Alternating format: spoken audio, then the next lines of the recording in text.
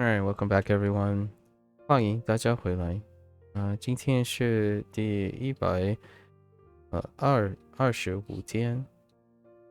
It is day 125. I have a few things to go over. Few things now. Alright, so how does this work? Just make sure it's not jiao. It's not jiao.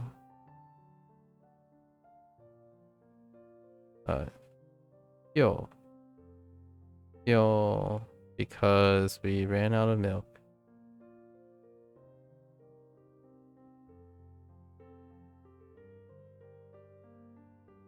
So we use old flowers. All right.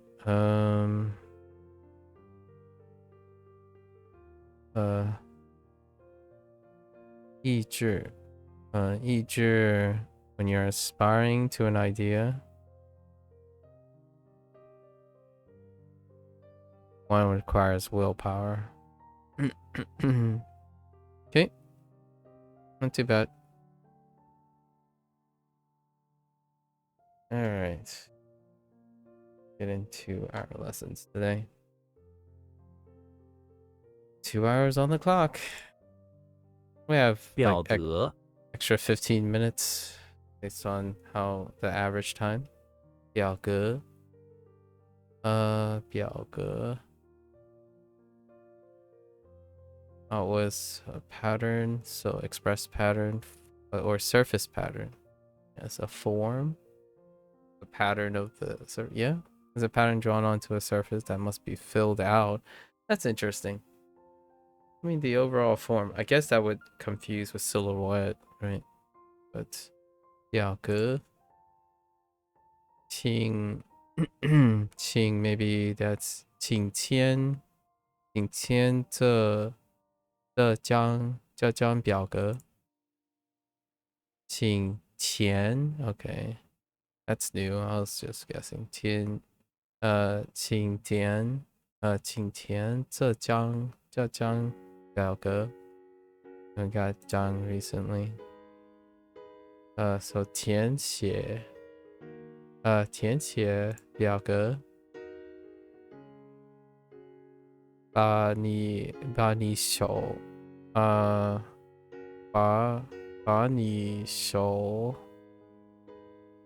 边那张表格 something 给我 递给我 hand it to me 递给我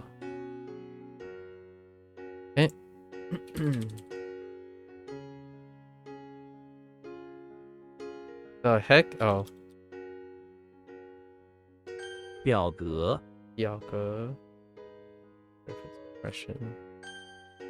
Surface pattern. Surface 保持 protect. Protect 持 support. Protect and support. Is to protect and support indefinitely. To maintain. To keep. To retain. Okay. To remain. Interesting. 保持中位 stand middle stand point. Oh no, 中立. Whoops. I'm thinking of something else. 中立. Yeah, stand. I was thinking stand, but I took the wrong read. 保持 ooh. Alright, oh, silent. 沉默 保持沉默 保持身材 figure body material 身材 figure interesting. Okay. 保持快速 hurry quick fast quick rapid. Something rapid is quick and fast. Yeah, quick fast. All right. 快速成快速成长。Oh, 长. Oh boy. Yeah, that's the other read. 成长成长快速成长，成长 always a little bit higher at the end. 成长快速快速 rapid advance something. Oh, is that like 剧 like 进剧 no 长进长 interesting 快速进长快速跑rapid good run okay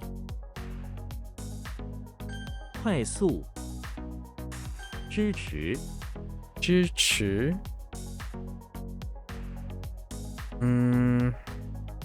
branch and support something is in one sense is to support is standing up by propping up with a branch. Yeah, okay, I got you.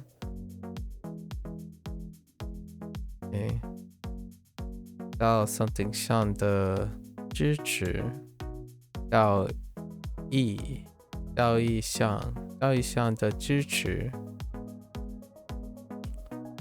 我完全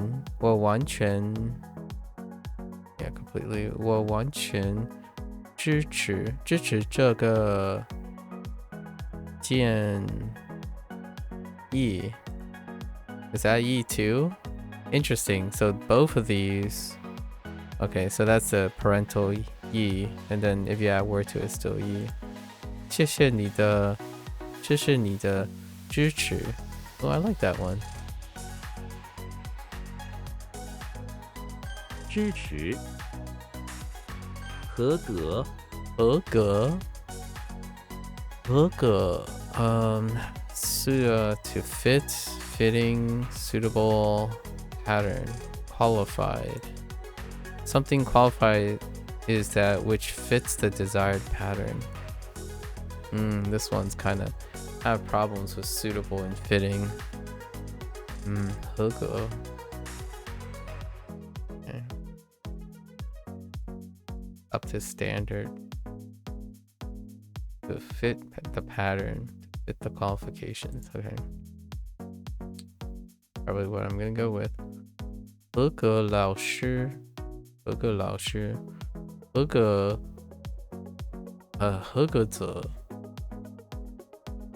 者合格的调 something 人 oh do I know that one shit oh no this is not 调调 I mean that looks like choose but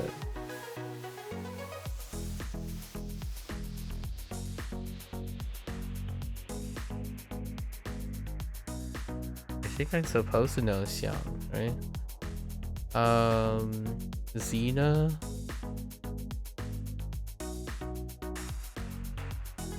No. Professor? Oh yeah, I'm supposed to know Xiang. That's Professor X in the basement of the pawn shop.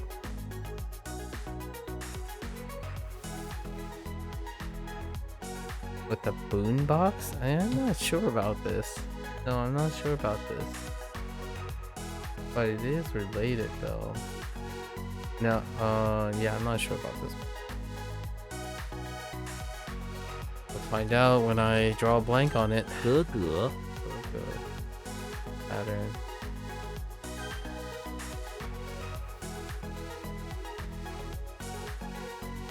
表格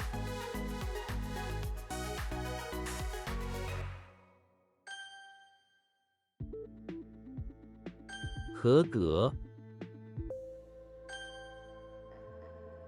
Okay.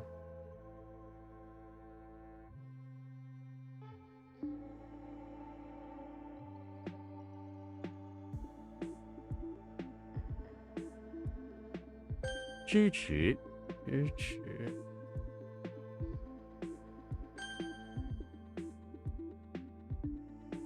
保持，保持，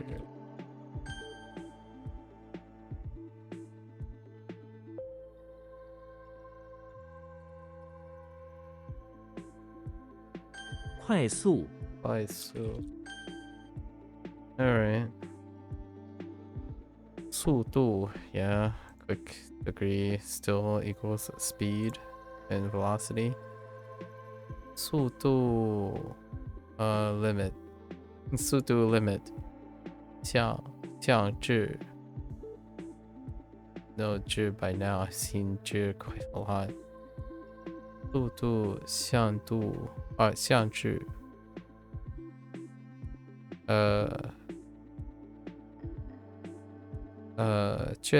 最高速度 maximum speed 加快速度 increase 加快 kind of funny 速度，加速，加速 oh there it is 加速 to add speed so you move more quickly yeah accelerate speed up quicken 我们必须加速向前 yeah accelerate forward 向前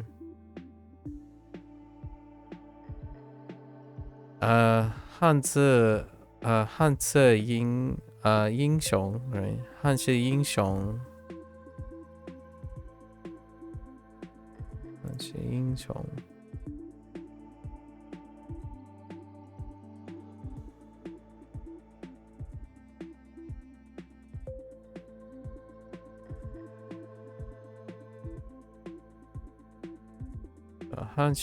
雄加速你的汉字学习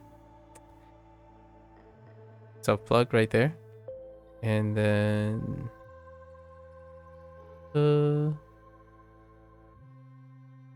a new branch something 加速进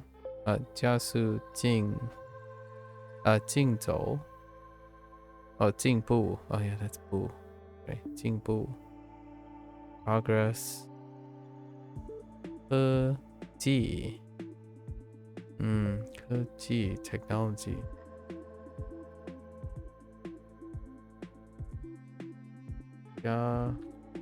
加速，高速公路，高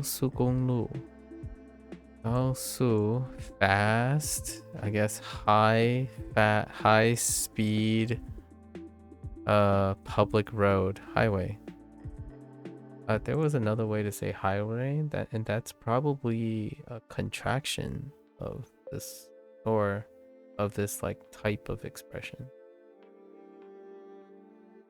高速公路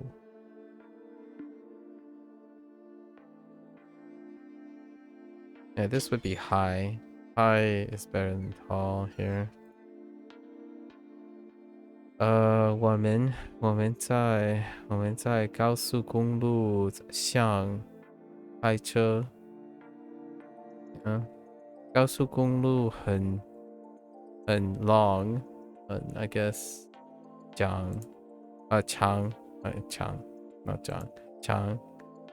高速公路上车很多 yeah there's a lot of cars there 高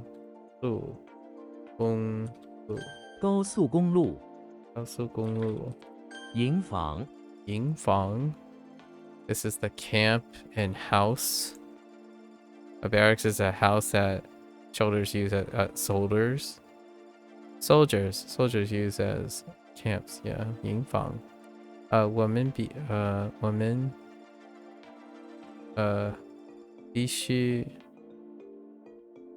须还回 there's no way that's 还 but退 that's probably 退回 or 还回 I don't know what it is 放回 oh wait do I know 放回 oh no 返回 No, but it's related to fan. Now we just add a row to it. That's interesting. So fan gets carried over to 房会营房营房营房以外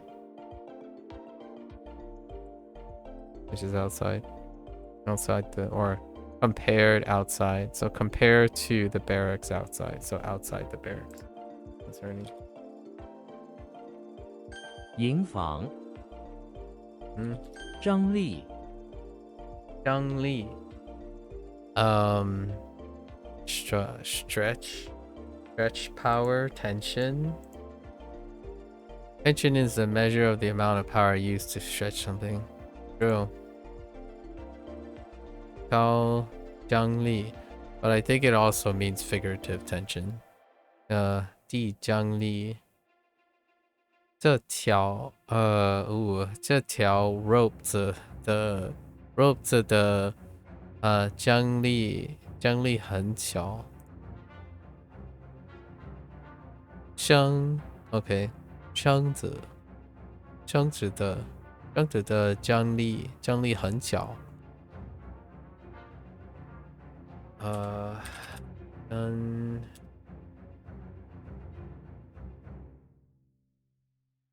oops 张力 and I misspelled tension. Okay. 速度速度公路高速公路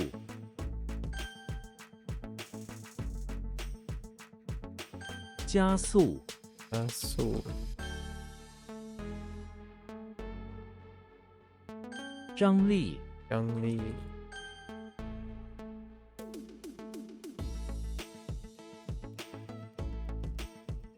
营房营房食指食指 index finger a food finger what the okay your index finger is the finger you use to poke food with okay I got you 我 burnt 食指了 ouch 烧伤 interesting 我烧伤食指了他用食指no 食指指着他用食指指着I get it the whole pointing thing that kind of makes sense where they're getting the pointing thing now 食指食指食指 or pointer 张 finger 开张开 stretch open okay 张开 makes sense 张开 wings 张开翅膀张开翅膀，张开张开双 arms 双臂张开嘴张开嘴okay 张开 it's good that we're getting some stretches because Young I was kind of weak on Young yesterday 营地 makes sense camp and ground equals campground 营地到well that's not it 到 something 都是 Did I see this before? Oh, sure. We're gonna say 位置. No. 垃圾. Oh my gosh, they both changed. Okay, that's fine. 垃圾. If you add ground to no, li. Oh no. Li. If you add li ground to li, it becomes le. And if you add ground to se, you or soil to if you add ground to zi, you get se. Se. Oh no. Wait.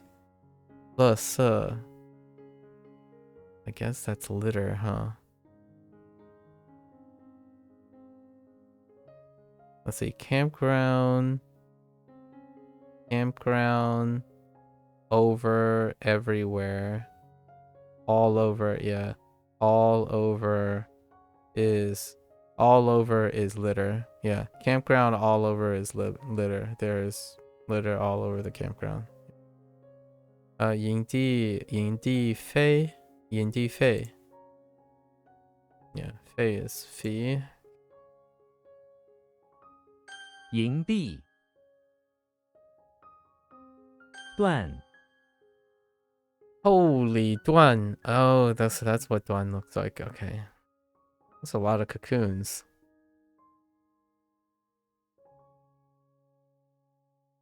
Where do you see the elbow at? Is that supposed to be an elbow, or are they separating some of these elbows? A terrarium? That kind of makes sense. This component depicts a little glass terrarium filled with lush vegetation inside and 4 cocoons hanging from the vegetation in different places. I got you. Terrarium. I like it. If only I could sell terrarium 段 consistently. Done. Okay, to break. So we have terrarium, a terrarium, and a hoe. Okay, Dumbledore. Dumbledore is in the bathroom of the pawn shop, destroying his terrarium next to the sink. The bathroom sink? Due to customer complaint. I see. Pawn shop. Nice. He gets the stick end of a hoe and breaks the terrarium in half. Out flies a bunch of magical... Dumbledore. A bunch of magical flies and bugs, and Dumbledore hits them with his wand as they fly into his beard. What the heck? Alright. That break. One. This one's pretty good. 段 Okay. Carry on. One. 段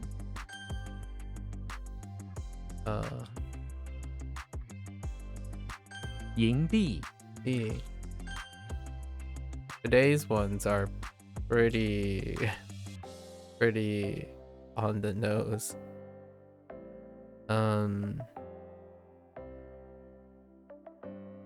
And I suddenly forgot finger because Japanese is overpowering right now. Wait, what was the right component? What was that supposed to be? Spoon? Supposed to be something. Oh, payment. Right.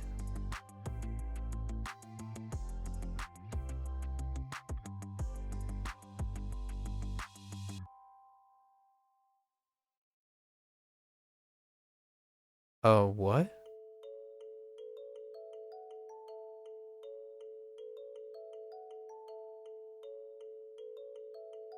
Wait, I totally forgot what that is supposed to be. Oh, finger. That's supposed to be.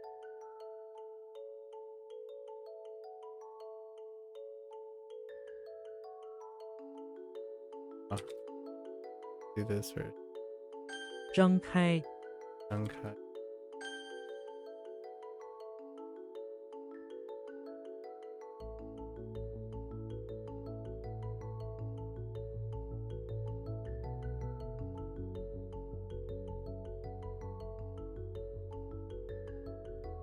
How did this work? Wait, I just blanked. Oh, yeah. Just blanked for like a solid minute. Oh, meaning.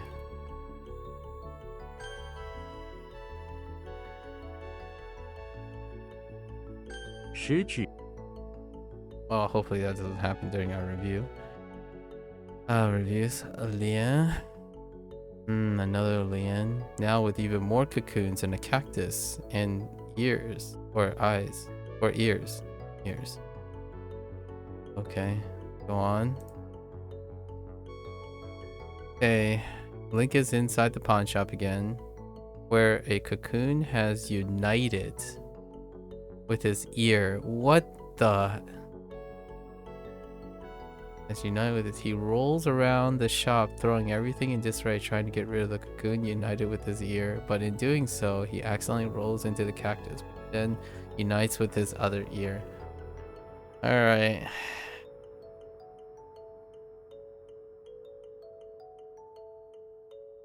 This one's gonna be a problem.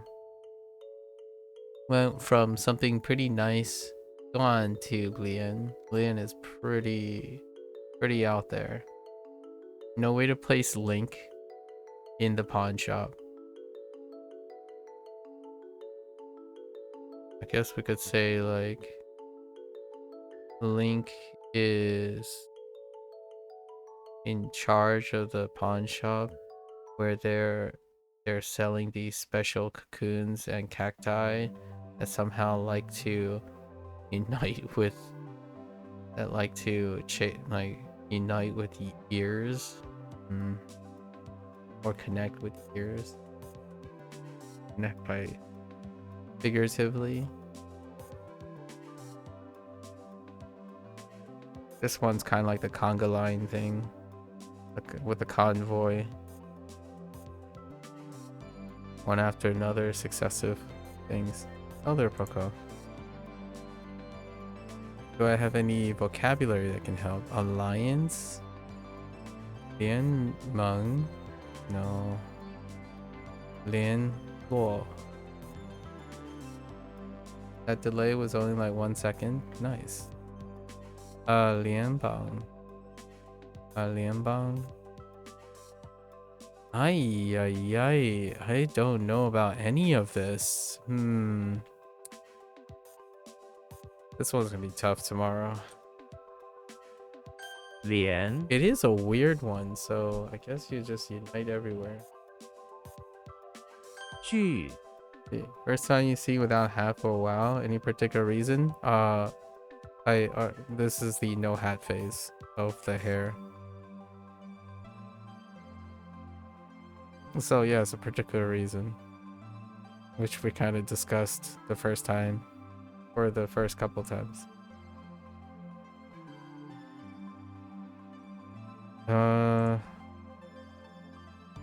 Tool. Let's see. Tool is tool. Finally got tool.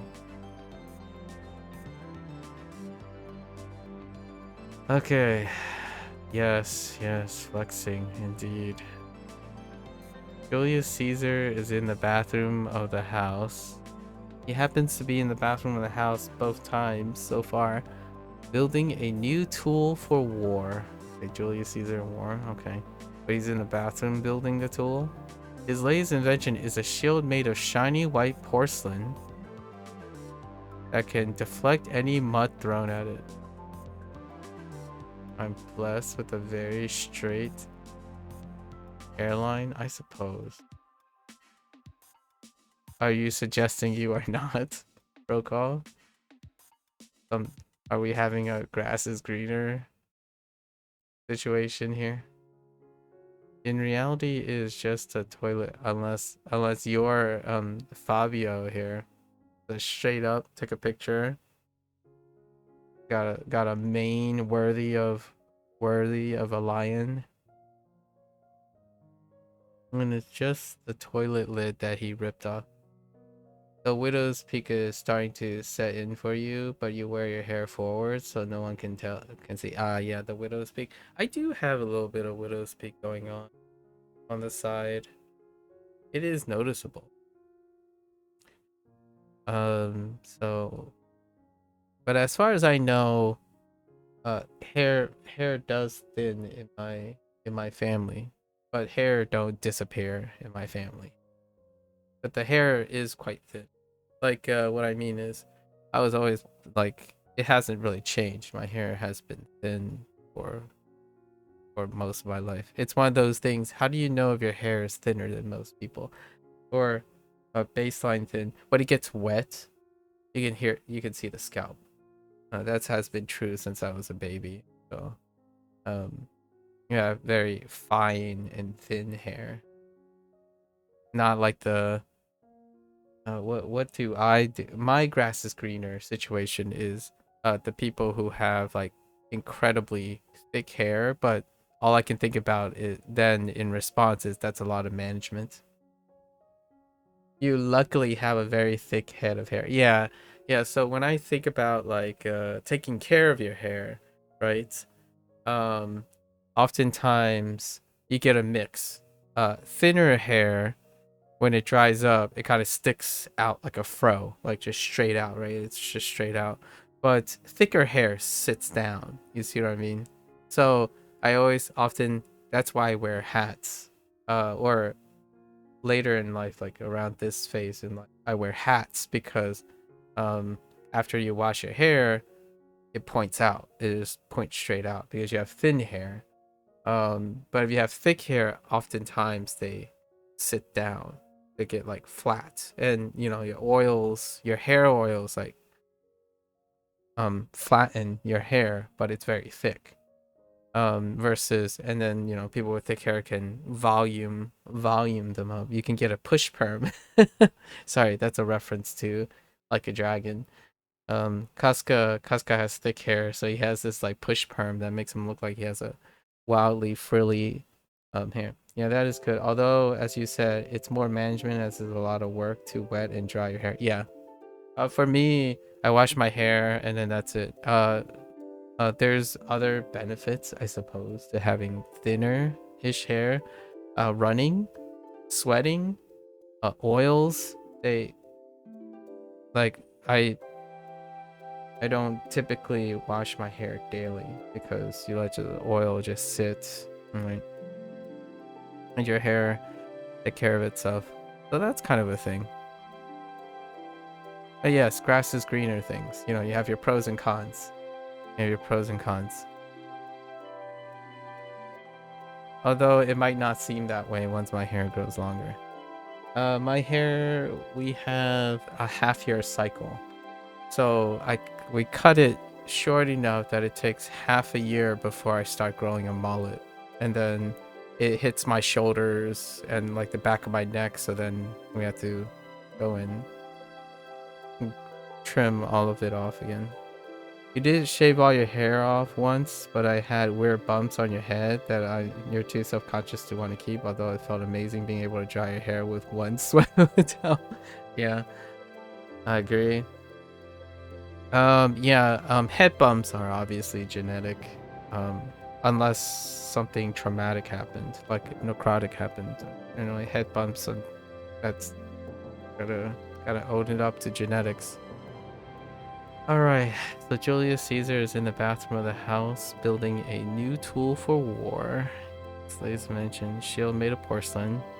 Very Julius Caesar, right? That's what they're trying to elicit. That can deflect any mud thrown on it. In reality, it's just a toilet lid, which placed him in the bathroom. That's ripped off from his own, for his own use without giving any credit. What a tool. Do I have a slight bump in the middle of my head? I do not. Which middle? The back of the middle or the top of the middle? I don't. I have a round cranium. It's a sphere. Not really. There should be a slight bump. You should have a slight bump, though. Like the cranium kind of goes like your neck and stuff. There's like a bit of a curve. Some people have like a little bit wave on the very top of their cranium. Interestingly enough, I don't know what that's called. The rest of the skull. You've heard there normally is due to something about where the skull plates form in early life. Yeah. Yep. That's pretty much, you got it. Oh, 公主, a tool. All right. Okay. 巨 G, not 主, G. 将 Young, general, with the capital G, the general, rank general.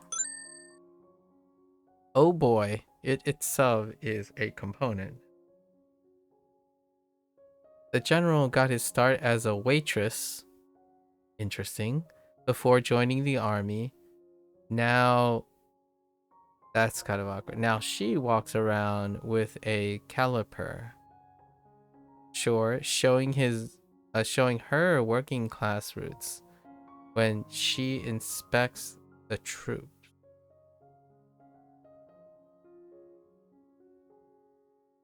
Okay. On her green uniform, she wears a lapel pin of the moon. Her favorite celestial body. Although this is both a waiter and a waitress, so fine. They're interchangeable. They're good enough. They're close. They face opposite directions.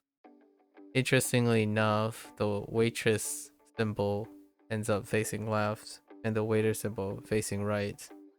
Sinistra and dextra, right? I don't know if that was a coincidence or not that they chose. I mean, Kevin could have picked waiter to face left and waitress to face right, but interesting coincidence. All right, I got you. That's a pretty reasonable. 将 Young. Okay, all right, Jimmy Neutron. Jimmy Neutron is in the bathroom of the chapel. Okay, washing his hands. That's something you do in the bathroom. Suddenly, the general comes in and hits him on the head for having an inappropriate haircut. What a coincidence about my haircut. The general gets a buzzer and shaves off Jimmy's hair. Not the whatever you call that, the horn do, saying that it is more appropriate for the army or the church before leaving the bathroom. Oh, that's interesting. Now that I think about it. The general.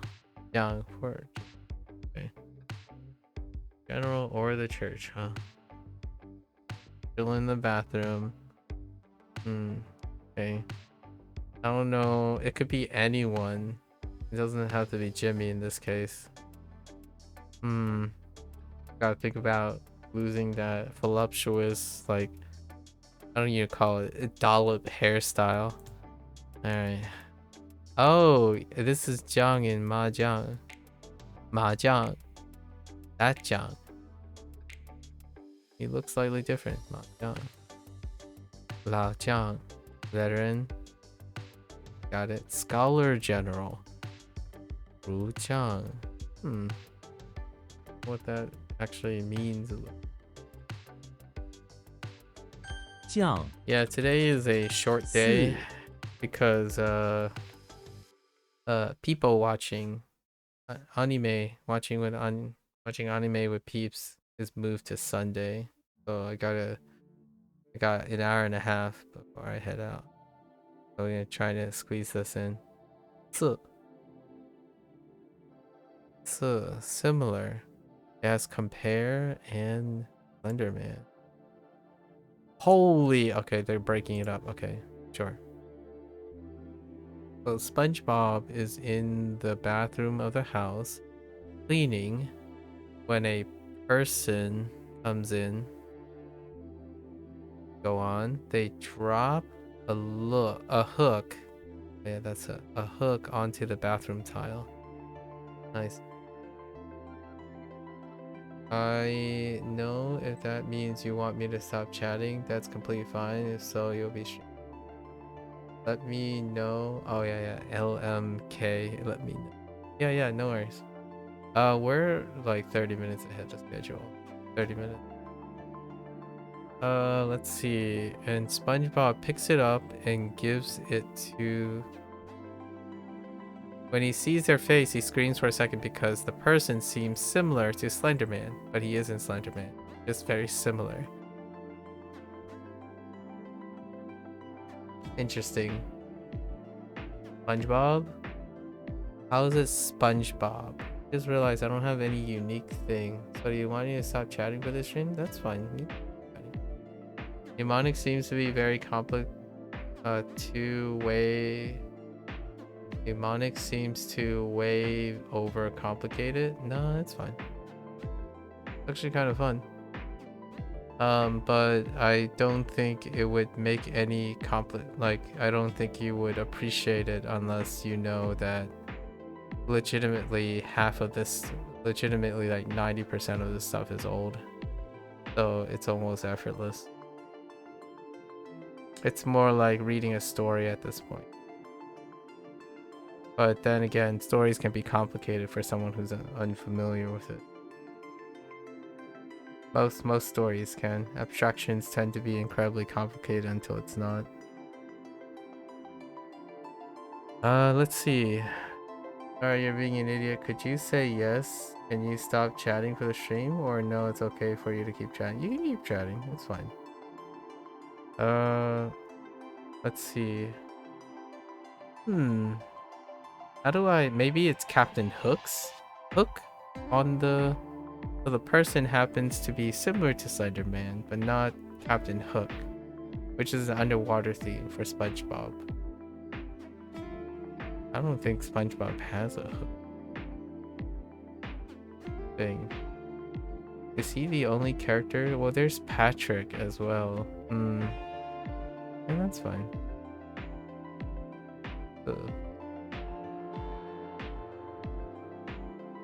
Okay. Oh, okay. You get used in similar? Alright. Don't got anything for 类似相似 You know the character, you didn't need all this to remember it. But if this is how you learn, then more power to you. Well, I know the character too. And I don't necessarily need it. But I don't operate on learning based on efficiency. I operate based on engagement. So if you don't need it, more power to you as well. More power to you as well. You can use vocabulary to reinforce it if you want, which is what I do as well. So my perspective is more the merrier. So if you think something is too overly complicated, then don't engage with overcomplicated stuff. In my opinion, because you don't engage with overly complicated stuff, you don't have skills that typically involve overly complicated stuff. I mean, if that is fair to say. So avoiding complications when you can understand complicated concepts is probably something that I choose to do. So I think it's a little bit presumptuous to say that I learn a specific way. No one really learns a specific way, in my opinion. You could choose to learn a specific way if you want. Yes, this is not the only way I learn things. But it is fun and engaging to learn it this way. Probably a very different perspective, I imagine. Unless you want to argue that you also engage in overly complicated things for the sake of engagement. Which then, I think we share empathy on that part. We got... Oh, Xiao works. Resemble, similar.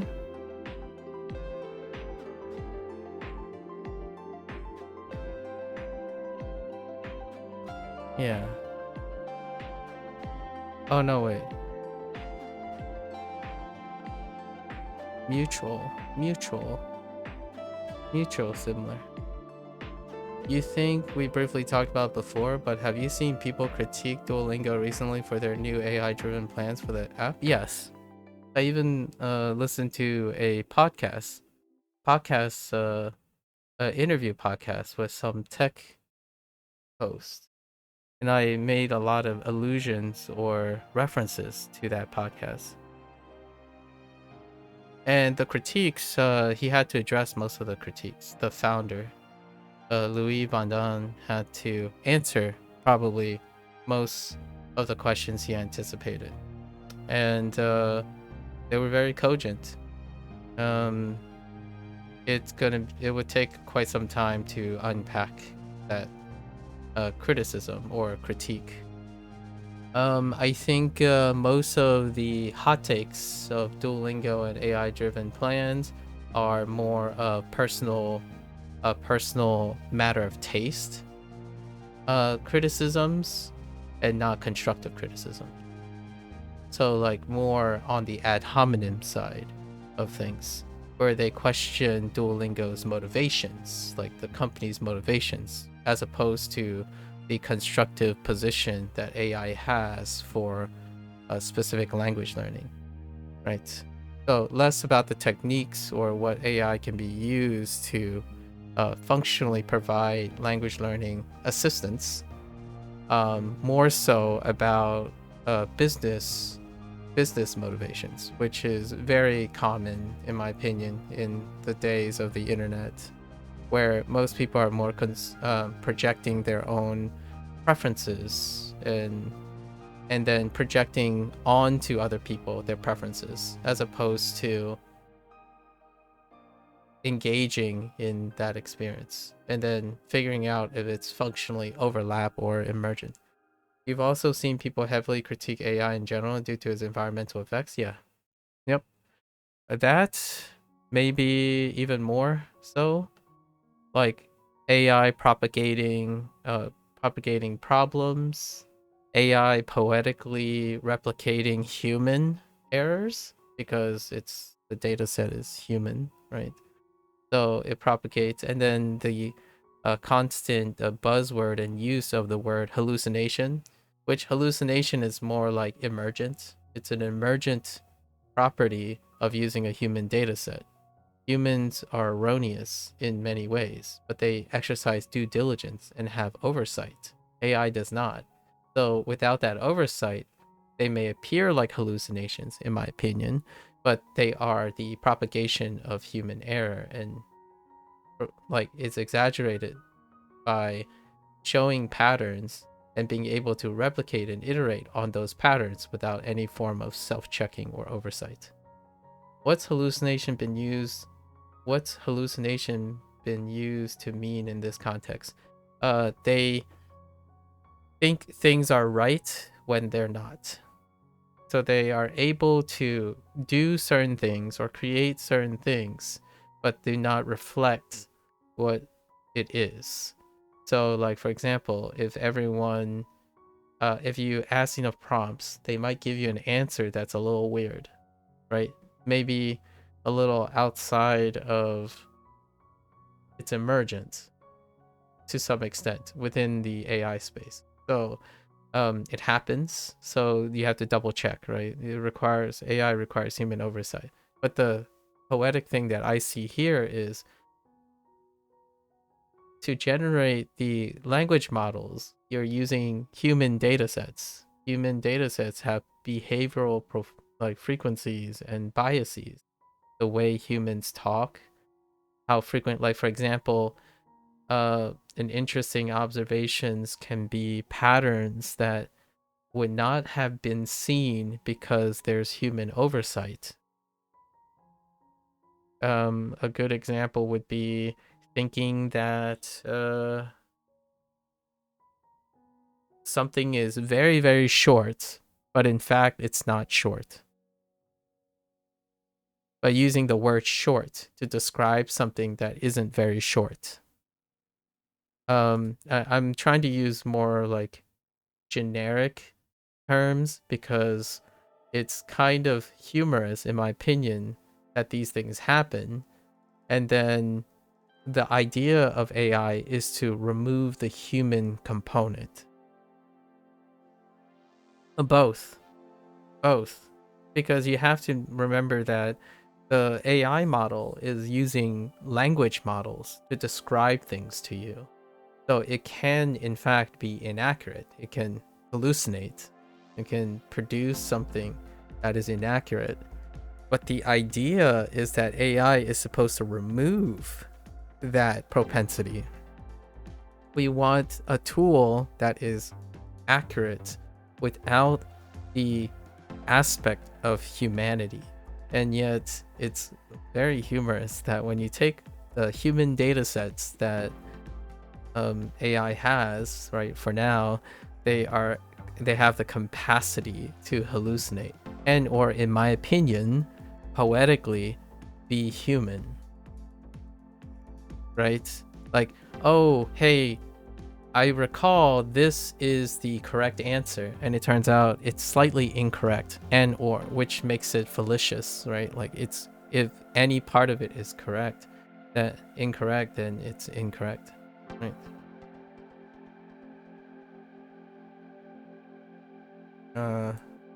Right.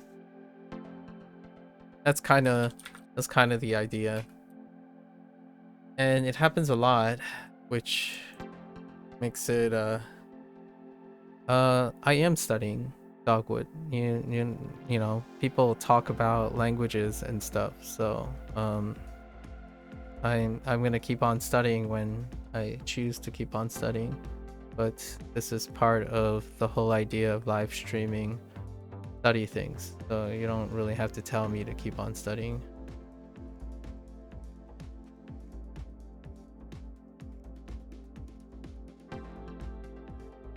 And you have a very, very particular way of expressing things. Dogwood, someone on Twitch, someone on YouTube, who has a I'm not sure if they meant to, but saying it that way, in my opinion, is kind of rude. In as opposed to saying you should, or perhaps you should continue studying, as opposed to keep studying. I'm sure we both are studying Chinese, but you know.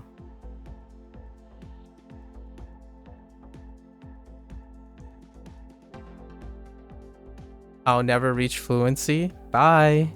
Bye, Dogwood. Continue projecting your own proficiencies onto me. That's fine. It's not like I want to be fluent. You never know. Fluency is part of the process. Yep. That person just said, I'll never reach fluency. Do you worry about the environmental impact of AI? I don't know. Too hard for me to tell. I haven't really thought about it. Yeah, it takes a lot of arrogance, especially that person talked with a lot of arrogance, so I'm not surprised. If I had to guess, this person plays Overwatch. Okay, let's see. This person posted something about Overwatch. Buggiest Bloodborne enemies. Yep, that checks out.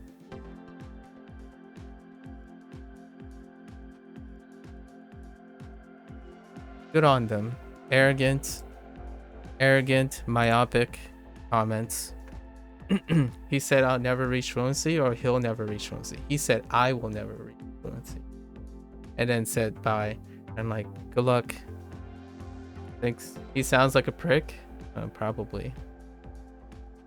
But like, it's very tough when you start your first comment and say, wow, it seems like things are overcomplicated.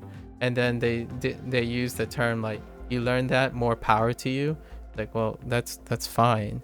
But what's happening is this person is distinguishing themselves from me, right? And I was trying to be empathetic if it's possible, but I also made it clear that if we think differently, then that's perfectly fine. But if we do think the same, that's a point of empathy. But instead, this person continued to talk like they're better than me, or they know better, and interrupt other people with discussions. So I don't know what their problem is, but if I never become fluent, it doesn't hurt my feelings. That person must really love to think that they're fluent, but the way they said the Chinese, it's like, I'm not sure if you're fluent, but it's rude. In fact, the two phrases they said are incredibly rude.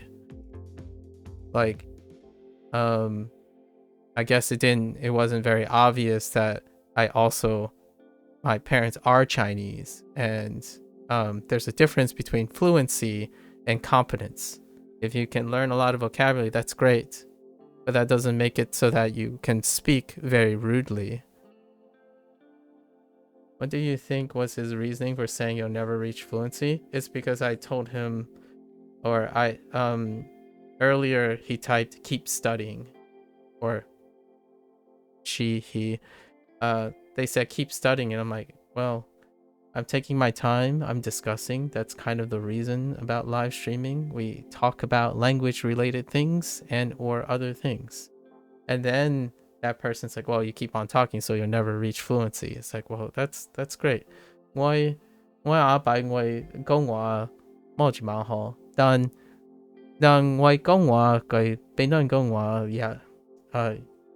也可愛, you know, right?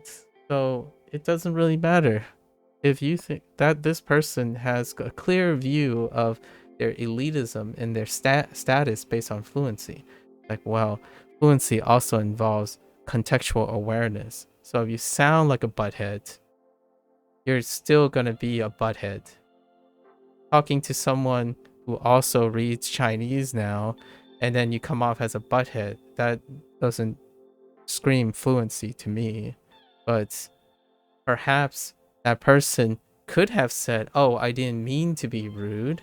Maybe I've used a phrase that was meant to be charitable or encouraging. But if that person was in fact trying to be a jerk, then mission accomplished. You are fluent in being a jerk. Congrats. I don't have to be fluent. You know, people don't have to be fluent to be relatable in talking. But you can also be fluent and be a jerk.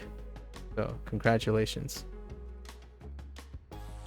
When he said that you have a knee-jerk reaction of wanting to rightly insult them back, when he said that, did you have a knee-jerk reaction? No, not really. I already had a feeling when their first comment they made was, mnemonics seem to way overcomplicated, lol. So, and then I made a response, right? It's overcomplicated if you don't use it. Most things are overcomplicated when you're not familiar with it. Perfectly fine. They didn't clarify about wasting time, so that was kind of very pleasant. They didn't use like, oh, this was a waste of time. But saying two-way overcomplicated is another euphemism for saying it's a waste of time, right? But then when you look at the mnemonic, I use examples, the sentences. So this person says, I know the character, I don't need all this to remember it. I'm like, that's great. How'd you know the character first? Right? Like, I'm sorry, but you might never know how it's like to learn another language or fluency, or even use English for that matter in an appropriate way. But hey, how'd you know the character first? Like, it's not even relevant to the comment of this. Like, okay, so you know the character. How did you know the character in the first place? Did you learn it by using vocabulary words that have that character? Did you read a sentence that used that character to ascertain its value? How long did it take you to read a sentence and learn that character? So no, it does not fundamentally address the acquisition of a character that you already know. Do you think they were being vulgar? I don't think they were being vulgar. But they certainly did not understand what I'm doing here, and I tried to explain that. But hey, it was gonna happen eventually, right? Fluent in being a jerk, I suppose. That wasn't the person who told you Duolingo is wasting time, was it? Oh, no, no, no. No, this is another random person. But it happens a lot. I never said that to you. I mean, we weren't talking about you, but okay. Unless Dogwood is you, then it would be interesting.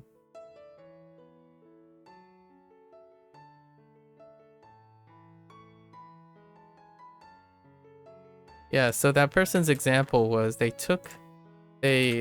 basically took a vocabulary word that they have, and then they so like for example, similar, right? Similar is the root word of many similar words. And then they literally did these words. They picked two words that are similar, as in they have the similar character in them, which is here. So you can use examples to learn them retroactively. So this is the whole idea of a person projecting top down when they reach the top. Like, as in, they have the vocabulary, so they can distill the character meaning. Alternatively, you can bottom up, but they believe bottom up is too overcomplicated. And I'm like, why not both? Why not both? You can use both. I spent hours and hundreds of days to demonstrate that you can do both at the same time, but that can overcomplicate the learning process. If you're someone who's based on efficiency, pick the thing that worked for you. Good for you. But for me, I was trying to explain why I'm doing this, as opposed to having them guess what I'm doing. But the more I explain this stuff, the more I guess they felt a little offended by how I'm trying to add to the conversation. But you know, the last phrase, you'll never get fluent, you'll never reach fluency, that kind of explains pretty much who I'm talking to. So oh yeah, I did want to ask you something about we talked about a while ago. I asked you if you think swear words were vulgar, and you said no. I think the people that use them are. Yes, that's you, pregnant. But do you think a person who uses swear words are themselves a vulgar person, or they are being vulgar when they swear? They are being a vulgar person in that moment. If they wanted to be vulgar, a person is all of the above. A person can be vulgar at one point and not vulgar at one point. Yeah, there are no like a person is not one thing at all times. So if a person wants to be malicious, Dogwood could be interpreted as malicious, right? And since they left, leaving a incredibly sour use of Chinese, which is probably the first time I've met someone, actually this is the first time, it's kind of unprecedented, where that person was openly rude, and I'm not even sure if that was their intent. But using a command, phrasing studying in a command, as opposed to saying like maybe you should focus on your study or you should consider studying, might be more of a misinterpretation or misexpression on my end. But instead, they kind of removed the benefit of the doubt at all by following up by saying you will never reach fluency. Like, it wasn't you're gonna have a difficult time, you may or could, it's you will never reach fluency. So that's a very different expression. But hey, I'm not fluent enough to apparently read this person's message and understand what their meaning is, apparently. So at least I can understand not being fluent what that sentence means. Perhaps the intent is lost on me. But if there's anything, the English also explains a lot about the person as well. Like saying mnemonic seems to way overcomplicate it, lol. Two is misused, and then you have extender, and then overcomplicating. It's an irony. It's very ironic that the phrase that they use overcomplicates the English. So beats me. I can be as pedantic as the next person, but I'm here to share, in my opinion, I'm here to share the experience. It would be interesting if this person also shares their Chinese learning experience and then see how they manage their arrogant, almost narcissistic comments going around telling people what will or will not happen with them. I mean, I welcome that person to come back another 3 or 4 years, but I don't see that happening. It would be fun. I don't usually see people after like even 1 year, but perhaps another 2 or 3 years we'll see whether I ever reach fluency or not. Not that that is my concern.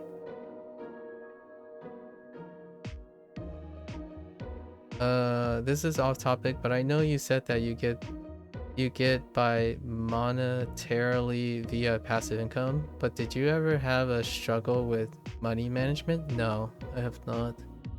I've worked pretty much and managed finances since I was like 13 years old. In fact, thanks to modern technology, many modern technologies over the year, I am able to do much more with my finances. Yeah, so nowadays, I might have gotten worse at financing and budgeting because I don't manually do budgeting, financing, and stuff anymore because of technology.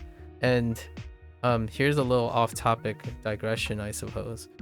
I don't think people who grow up in this day and age know how to manage their money. Like not in the sense that they don't want to know, but or that they don't appreciate money management. I think the convenience of money management can be taken advantage. If you know what I mean. Like technology is great, much like your first comment about AI. It's great and it's very convenient. However, this is assuming there's human oversight. So like a great example of money management is credit cards. If you use credit cards and you get the item, if you don't understand how that translates into interest and compound APR, like how that impacts your overall budget, you don't have to concern with it because you have the convenience of buying things on credit. So that convenience can obfuscate, like it can shroud the underlying workings of how money works. Like if I ask a person, what does the bank do with your money when you place it in the bank? That kind of stuff, it might not be important, right? It might not be important, but it also means you don't understand how that works. Here's a great example of something you learned and is gone. Let's relate it back to what Dogwood said to me about mnemonics seem to be way overcomplicated, right? If you don't need to use mnemonics, then it will always be overcomplicated. You see that? Like, if you learn something, you dispense with something else. So you no longer feel the value of that thing. So if you have a app on your phone that does all your budgeting, you no longer have the value or the appreciation of someone who oversees the credit by manually doing some of the budgeting. And this is true for myself as well. As I have grown older, I no longer do many of the things that I've done since I was 13 years old. Those skills are no longer that good. Like How do I set up a spreadsheet to calculate my annuity if I had a certain principal base deposit, right? I don't know that anymore. But I can most definitely get on my phone and it will tell me. Now, if that phone is incorrect or inaccurate, then I'm in trouble and I don't know how to fix it. Or it would take me some time to like reevaluate and figure out what that is. And that's where AI comes in. The hallucinations are scary because they do human stuff, as in they can get things wrong. And AI is not supposed to get things wrong. They're supposed to compensate for human oversight, or the lack of human oversight, or the lack of need of human oversight. So, yeah, it would be terrible for you if you got a credit card. Yeah. And then there's behavioral impulse. Behavioral impulse is another thing. Technology is very convenient, so that convenience also creates impulse.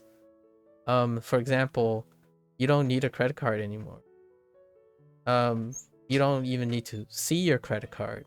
You can get and owe things using apps. You can have DoorDash, like you can owe apps money without actually owing money yet. So like you just tap on a couple buttons, and then the one thing though is keeping the boundary is credit cards. Credit cards are an archaic form of payment now compared to the modern standard, which is Google Pay or Apple Pay, for example. You load all your credit cards and you remove the middleman, but the middleman still exists. So like when you're swiping or scanning your phone, like waving your phone across the device, it's interacting with 2 or 3 middlemen. And those middlemen have fees, charges, accumulations that you have to track. Or you can use another middleman, an app that manages those things, and you hope that those apps and the app that's doing your payment are doing all those things. I don't do any of those things either anymore.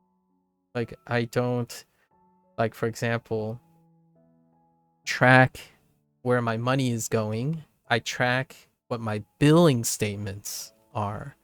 So you don't have to like write a check, for example. You don't have to manually get out your checkbook and write and send off the bills. Which then, if you send off all the bills, you have to collect your history of checks because you want to hold on to the history of checks. Nowadays, you get electronic statements. So those statements are supposed to be there and stored there. Hopefully, right?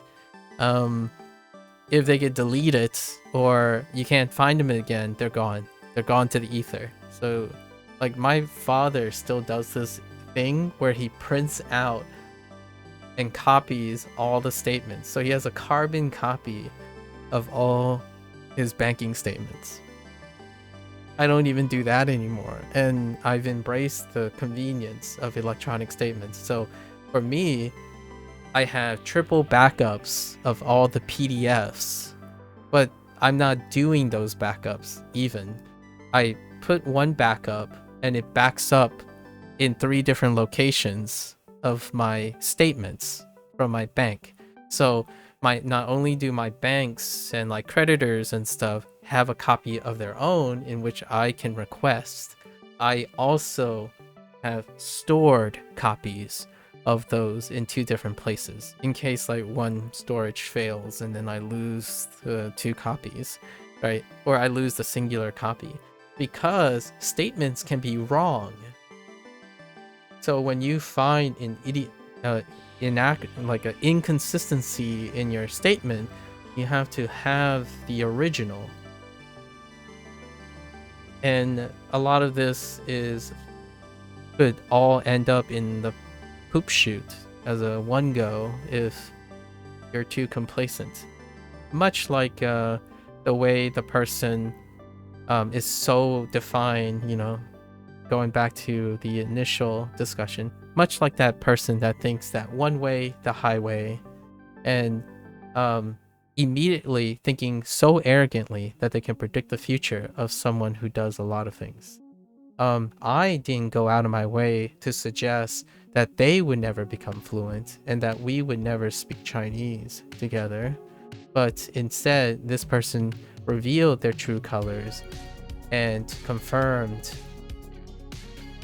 with minimal doubt that this person believes they are better than me, which oftentimes I'm not friends with people who think they're better. I'm friends with people who think we can be better. Not a me or you, us and them, you and me, but we. So I'm looking for people who have a we mindset, not you and me.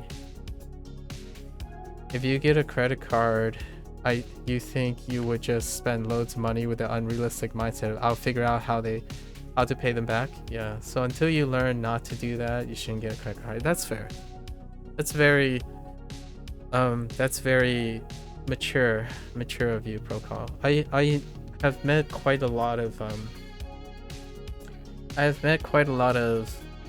mid-20s kids that stray away from credit cards knowing their impulses for that too.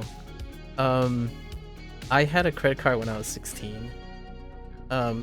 Joint credit card with my parents, of course. They were the collateral or and then I managed my credit. So the reason why I started credit early is because my parents used to operate a business. And in the United States, your credit score and your history of your business transaction is as early as you are. You can't compensate for time. So, for example, credit score is a lot, like 60% to 70% of your credit score is based on your history of managing credit. So, say I wanted to start a business, I wouldn't pay right out of my pocket. I'd probably get a low interest loan, a gigantic low interest loan, manage that loan and stuff in order for me to make a huge turn on, like, it's kind of a combination of like claiming interest, claiming loans versus starting a business, and then using that, and then using your liquidity, right? The money you have in case of liquidating all your loans or like paying back your loans. But the idea is it's actually far more efficient if you use credit, do a forward investment, use that as a risk against your business, and then know that you are liquid enough to accommodate any backdrops. And with a great credit score, how does that relate to credit score? With a great credit score, you are able to do that at an advantage. You are able to get money, use that money, make that money, and then pay them back. But while at the same time remaining liquid enough to, in case the business goes south, you have personal finances. But in this way, you are not risking all your extra money yet. That kind of thing. It's like like the difference between investing and saving. I think that's one thing that I wasn't very clear last time. When we were playing, when I was playing Clear Obscure, and we were talking about like the controller being $200. I think the difference is that I understand saving money. So when you're saving money, you know what you're saving for. Like, you know, you need to save money for food and like insurance, healthcare, or various versions of that, and then your house and your rent. Investing deals with thinking about the risk and how much you're going to make at the cost of that risk, right? And oftentimes when that is a choice, you're using money to make a lot more money. You don't have to take any of those risks. So the idea is that controller that I was buying was a investment. I wasn't saving for a controller that I must have. So it is a gamble, and oftentimes investments are risky. So that's kind of probably the thing that it's like, I totally understand when you have to save money. Like my parents spend most of their time, most of their lives saving money, and because of that kind of financial foundation that I grew up with, I saved enough money in which I never have to be liquid enough for debt. So I have no debt in my life. My parents do not have any debt. But then I started working on investments. And then whenever I'm talking about investments, that's probably where we kind of differed. And I was being a little pedantic in retrospect. I forgot to mention this the last time we talked, but not that particular time. The look at investment comes with a lot of risk, and it's not worth it if you're working on saving money, right? Like saving for a rainy day. Investments, you invest with things you're willing to lose a lot of times. So it can be very tough when it comes to the morality and or motivation decision making. Like I invested $200 on a controller and it didn't pay out. But the idea is you make lots of investment choices, and overall you're expecting to win out on those investments. Savings is the idea of savings is it's 95 to 99% guaranteed to happen, and it's safe. So a great idea in the United States traditionally is you put your money in the bank, and the banks, if they fail, then pretty much a lot of things already fail. So it's not like you can win in a no-win situation. So when you save, like in a security deposit, for example, you put a CD on a flat 5% increase, right? Interest, appreciation interest for like 3 years. That is a savings. That's your saving for a rainy day. Yeah. Thanks for clarifying that. I think a big factor when we had that conversation is that you're naive in terms of investment as you're struggling enough with just saving money. I think that's true. I agree with you. And I don't think you have to ever this is going to be a really problematic. I will probably get a little flack for this, but I think people can live very successfully by focusing on the idea of saving money, like trying to save money. The idea of investment is very alluring because people share all their investment successes, but not most of their investment losses. So investment a lot of times, in my opinion, is like, oh, you got a good windfall. Now you have $100,000, right? You have $100,000, whatever type of currency you want, and it's a lot of money. Now, how do you diversify so that overall you turn that $100,000 into like $150,000? You're going to lose some, and you're going to win some. And it requires a different type of mindset that really is incredibly dangerous, in my opinion. Like, I'm being a little negative here. It can be incredibly dangerous by focusing on all the possibilities of what it can happen. So I totally understand that. I buy things that I don't need, predicated on the idea that I could lose all that money in response. So, and this is extreme, but I buy video games the same exact way. I buy video games for the potential to get back entertainment, to get back value. That video game could suck so hard and it would make me feel like I've wasted $70, but that is an investment. It is not a savings. You don't, like, I understand that other people use those terms, like, oh, I'm saving money for video games.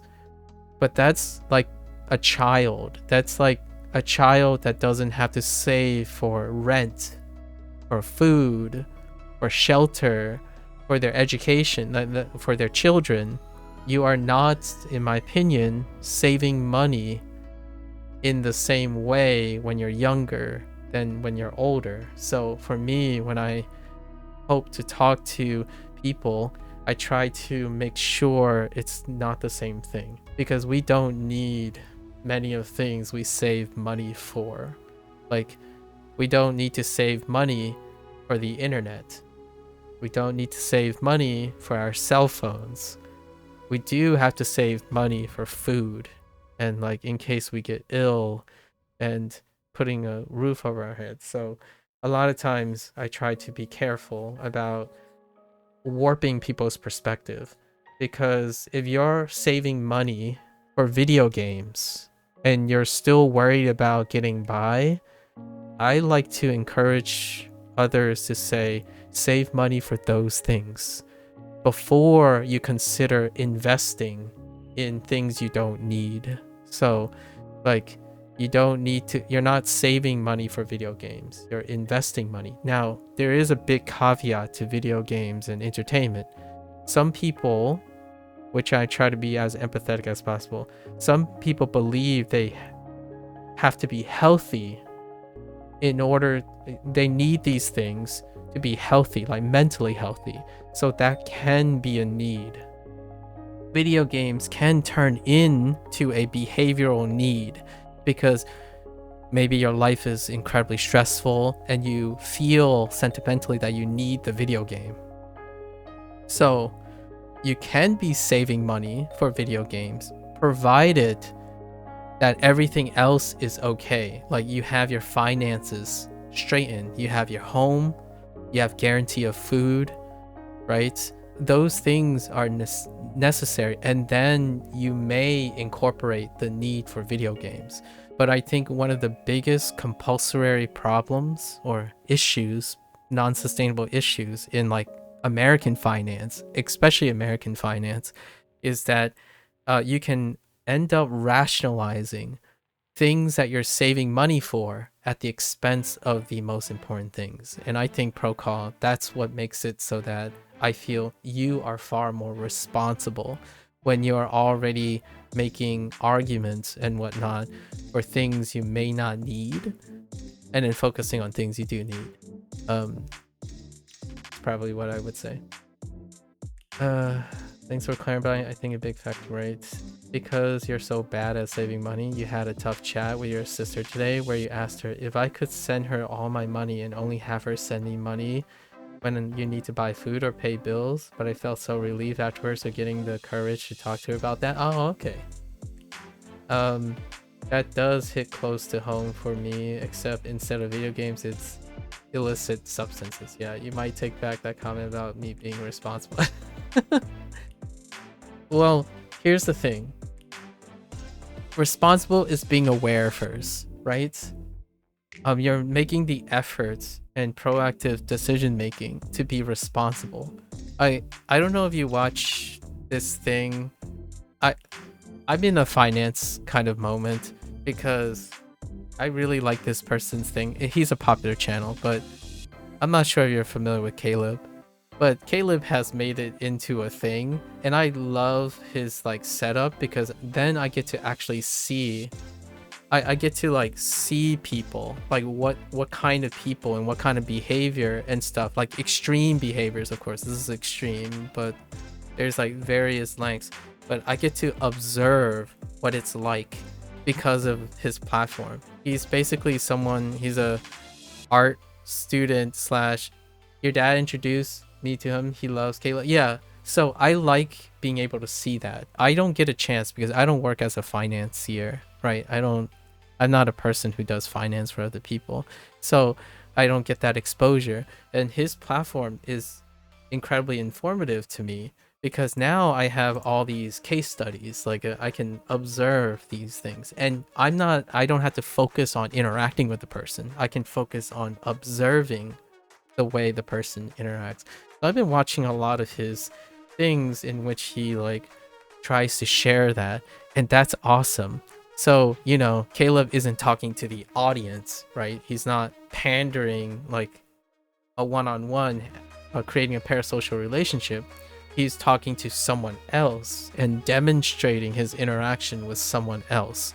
And I loved his like way of onboarding all of the people, so those people are completely aware they're not doing like double blind studies or candid studies. They're on board, so the two people are aware, and I really like that about the disclosure about onboarding. So the interactions and stuff are informed interactions, and that's pretty sweet. Your dad showed me his videos to tell me, look at how dangerous these habits can be and how deep a hole you can put it. Don't get to that point. Yeah. You like his quick, blunt, assertive way he talks to people? I enjoy that. You're not gonna, I'm not gonna do that, obviously, but I like when other people have different solutions or like different ways of explaining things. But that doesn't mean that I embrace those things for myself. It's something I don't inherently do, but I enjoy watching other people go about their way. Did you see the video where he kicked the guest off the show? I did. Was it the... It was the lady with like... She was... this describes a lot of the characters, but I'm pretty sure it was the lady, right? The army one? The military? The ex-military, or possibly the military one? I think it's that one. There was a couple episodes where they're like, no, I can't help you. Like that's just... There's no hope. Like, or like he doesn't know what to do. And so that kind of thing. I'm not... There were a couple, but remind me of the one person. But I really like his stuff. Maybe there's multiple, as the one I'm thinking of was the guy who bought a motorcycle. Oh, okay. Yeah, the guy who bought a motorcycle. There was also that guy that kept self-incriminating themselves. I didn't know if that reached a point where they would say like, we can't really do this. We're reaching like... Because there are a couple people who tend to self-incriminate themselves, which is a little sketchy. Anyways, okay, now we do have to keep keep moving. So I stopped right before the review. Oh yeah, he literally specified which drug he sold as a side hustle. Yeah. So I think, hear me out here on a positive note. I don't know what motivates all these people, but they're doing something. You see what I mean, Procol? Now think about all the people who don't do anything about it or aren't aware of that. So like, it's easy, in my opinion, it may be easy to criticize someone sharing their experience, Dogwood and me. Like, I share my experiences. It's very, very easy to say, you won't do that, you won't do this, you won't slip up here, when you're not held accountable for your actions. It's easy to say this person will never do this or never learn this because you either have already done it or you're unaware of how other people do things. So for all intents and purposes, much like what I said about you, you are aware of something and you're trying to be proactive about it. That is far different from someone who's looking at another person and predicting the future based on their own experiences. That is not what these people do. Whatever, regardless of what their motivation is, they are there on that show, on that channel, and they're being proactive about it. It can get worse, absolutely, but it can also get better. Not doing anything about it means you continue to be fluent in being a jerk. For example, right? You could make an argument, oh, that person was trying to interact with me, but they were being a jerk. And well, I'm not the greatest in interacting with people who think they're better than me. In fact, it's one of those consistencies that I have. I treat you with the utmost respect. In fact, you wouldn't even have to say you're better than me. I prefer to overestimate the person I'm talking to than underestimate them.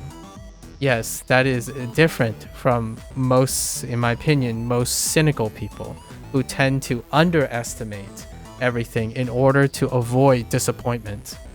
I tend to overestimate people because I want them to be better. at least better than me. So when someone is being elitist and comes in and say that they are, or constantly indicate that they know better, you don't even have to do that. I look for that, right? So the vast majority of the people that I end up talking to are people who underestimate themselves. So I spend most of my time trying to overestimate them. And no, they do not disappoint me if they don't meet the mark. The idea is there's more room that we can work with. We can improve together, right?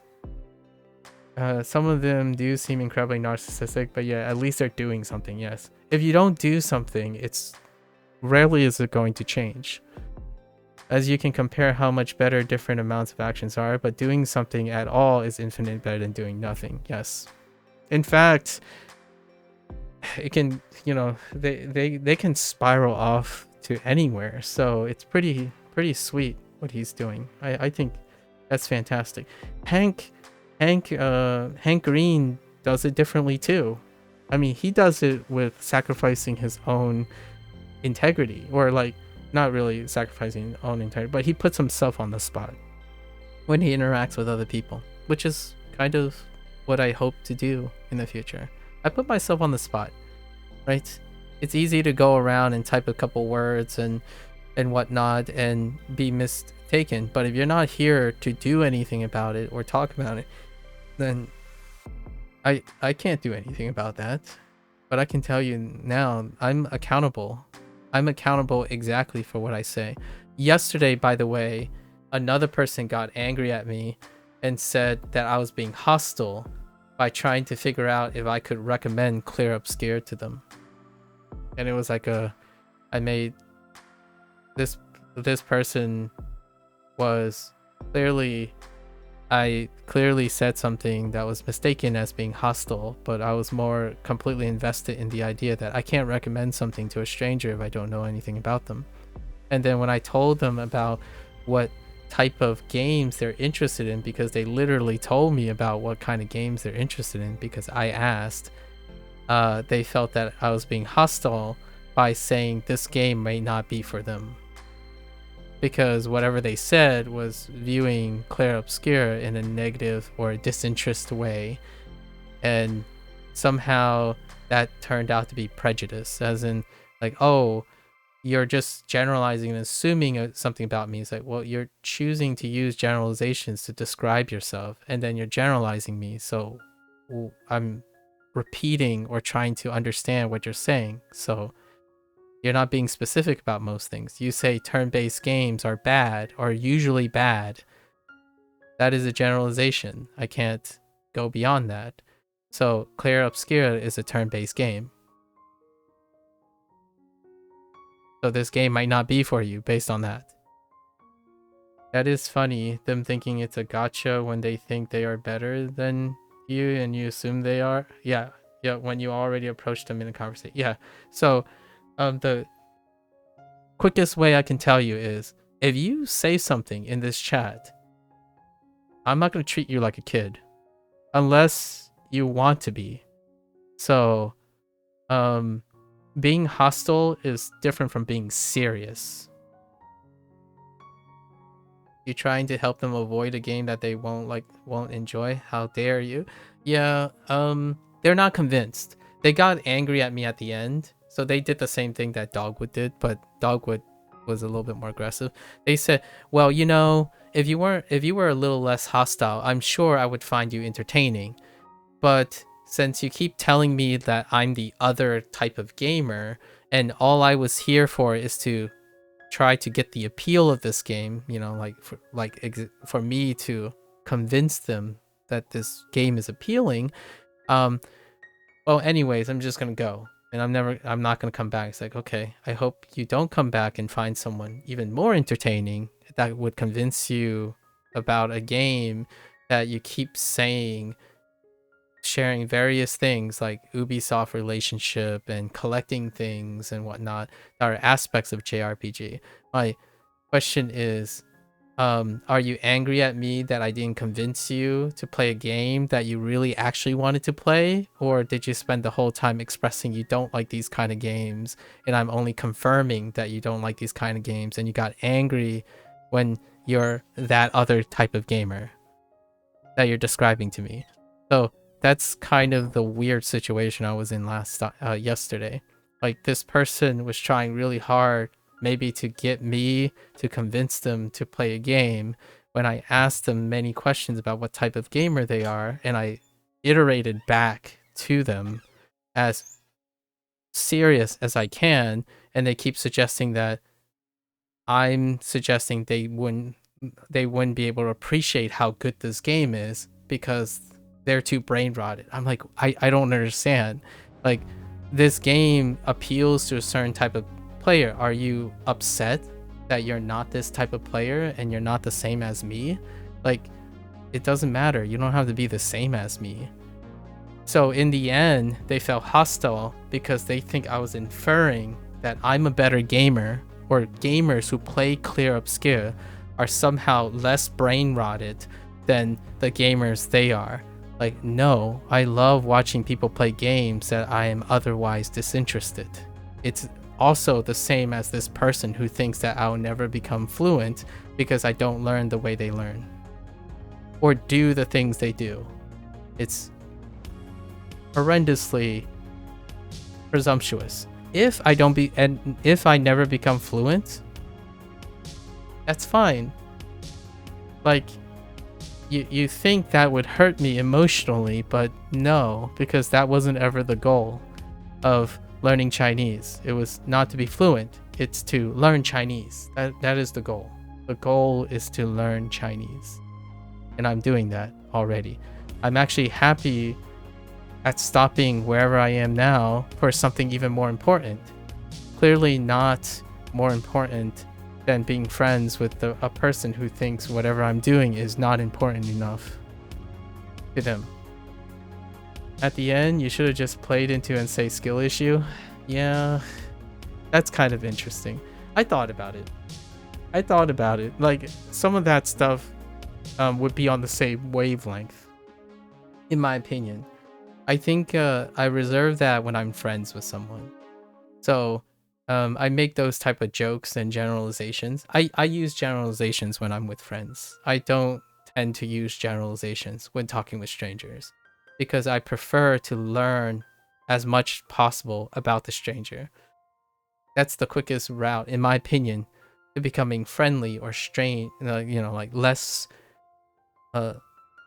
likely to step on eggs and like eggshells. Like, it's not about stepping on eggshells. I'm going to step on as many eggshells as possible to form details. I don't like presuming things. The fun part is most people operate on presumptions in order to form friendships. I don't. Personally, I prefer not to. Yeah, obviously you shouldn't have actually said that, as that's just lowering yourself to their level, but their reaction to that would have been hilarious. Yeah. There is a chance they might think it would be funny, actually. So it's kind of an investment, right? I could say skill issue as a fun icebreaker, or I could choose to be myself. And you know what's funny? One last thing.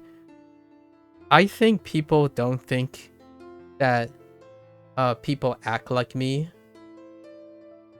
But I think if I were being bold, they just don't meet people that act like me. And that's the difference, in my opinion. That makes a gigantic difference. Like, some people think I am being pretentious and holding up a certain appeal. So if I acted the way they wanted me to act, as in like every other Twitch streamer or every other person learning Chinese, then I would be more entertaining, or I'd be more successful, or however they want to project. But that would mean that I would have to keep up that act for the rest of my life, or for the rest of my relationship with this person. And that's being disingenuous. So when that person said, I'm sure they would find me entertaining if I was being less hostile, I'm like, if this is less hostile, it's not going to change. It is the most fundamental, genuine way I can interact with someone. So you're telling me it is exhausting to be able to talk about you personally because that's how I treat people. I treat people as people, not a generalization. So it's not going to change. I would be, if at all, I would say I'm sure to be less entertaining over time because it is less entertaining for most people. If it were true, I would be talking to a lot of people and using a lot of generalities, but I don't. So I don't know. I don't know. Let's go back to this. And then now I have like we're gonna try to knock this out now. I'll be a little late, but we'll save the discussions, more discussions for next time pro call. Now this is no point of no return. Yeah, point of no return.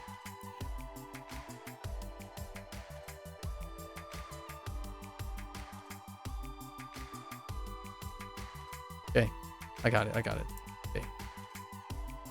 4 Very excellent conversation, by the way. That's per usual. I'm always here too. Probably not on Sundays anymore. Will you delay watching anime if you get behind on studies? I think the guys will be fine. I think the guys will be fine with it. The reason why I have to head off earlier today is because it's Sunday and one of the guys work. It used to be on Saturdays and it was a lot more flexible because that other guy doesn't have to go to bed. But now they do.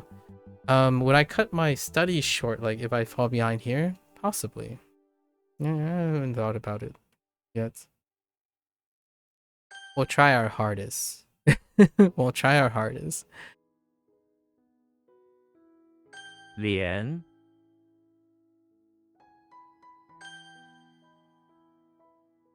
Yeah, I mean, remember, then we're cutting our conversation short, and I don't typically want to do that either.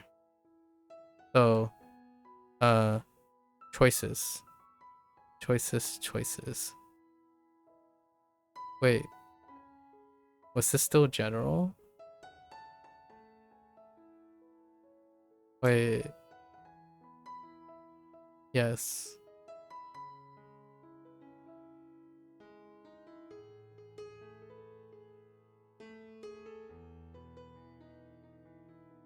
Oh, right. It's, 降 yeah. Yeah, lots of choices. I don't want to delay or shorten our conversation as well. No, this is not on you. This is more my, like, I have too much of a good thing, right? This is a weird flex. I have too much of a good thing. I have your time. I have your time. I also have the guy's time. Today just happens to be a lot of choices. So I feel appreciative, right? Very appreciative. It's lovely to have this type of problem. I don't think it's like, this is one of the greatest things about having people, like having people in your life.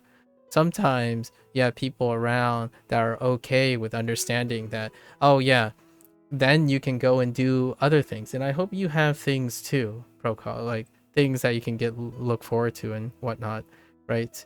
Like if you're not doing this, then you're doing other things because you have so many important things, right? Yeah, it's all good. You've queued into Overwatch, so won't chat for a while.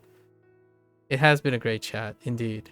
Yeah, and for Dogwood and that other guy, Synth, and whatnot, I hope they have better things to do, right? Instead of wishing them like the worst day of their lives or like being bitter or something, I hope they have better things to do. If we are in disagreement and they don't like me, go find something you like. That spares both people a lose-lose situation. I have many things I'm incredibly appreciated with, of losing the opportunity for someone else's presence, I suppose. That's fine. I have plenty of people as well that I would invest more time into, much like they would. Hopefully, I hope. Right? I don't want to kick a person while they're down or inadvertently doing that by accident. Okay. What was this? SpongeBob, right? 4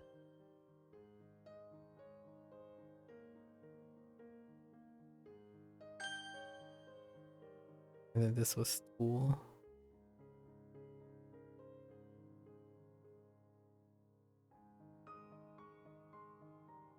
句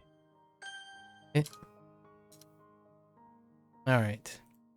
How quickly can we do this? I got 12 minutes. All right. 彩色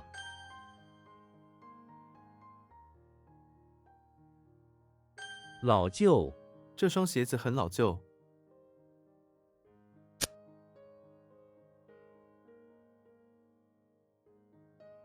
Old and old. Is that not super old? Old fashioned. Old fashioned.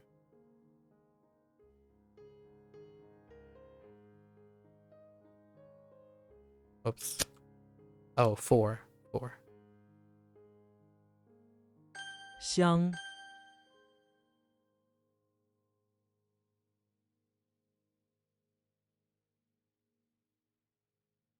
Oh, no. Okay. 胜利 我们的胜利来得不容易。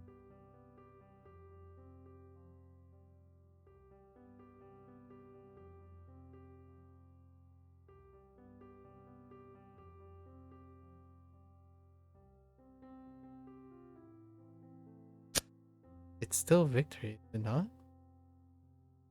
Win, profit.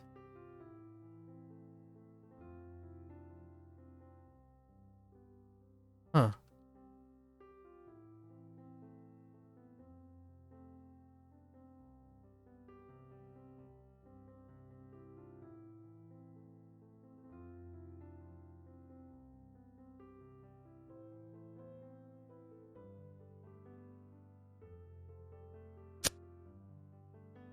I need to get on board here.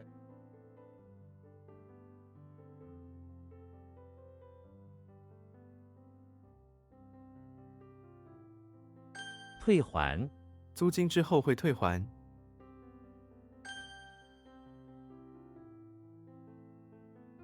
退休 他2年前退休了。 What did I say this was? Oh.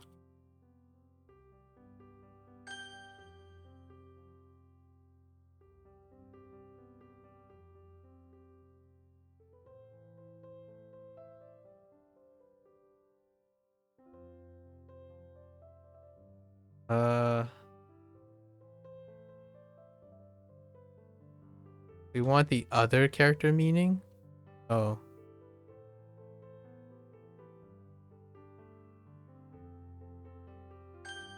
Oh, okay, okay. That's okay. Fair enough.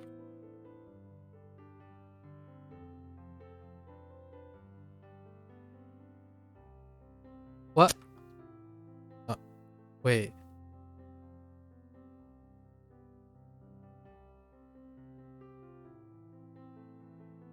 Oh, wrong thing. Fine.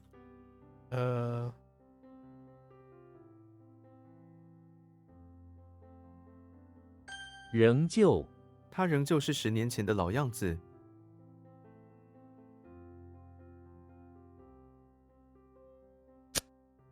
仍旧 still long ago. "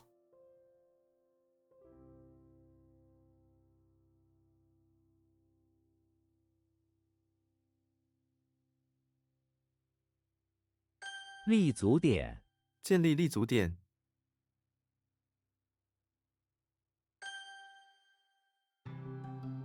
名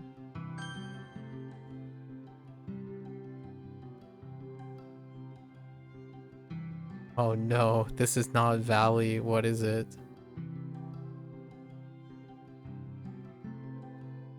I don't, not enough time. Just go. We'll push.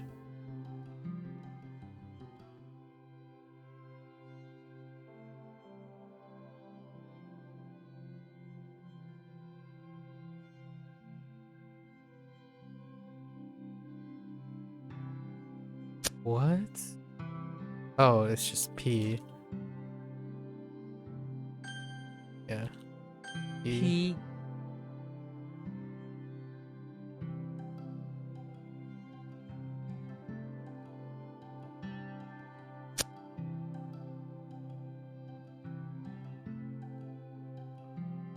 Oh, E. Oh my. Oh, wrong. 不易，跟他相处可不易。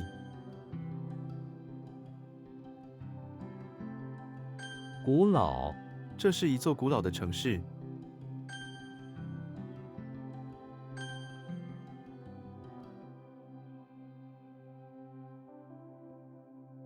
前任，我的前任退休了。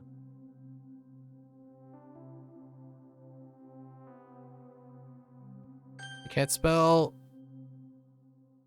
Oh, that's not. It doesn't have the spell house. 把玩，他把玩着他最喜欢的珠宝。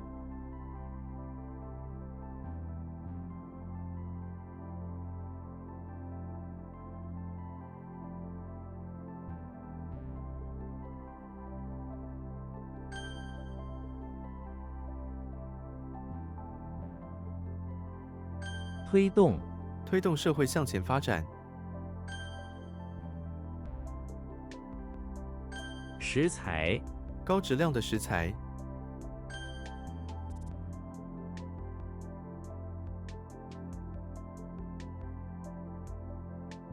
取胜，他相信他能取胜。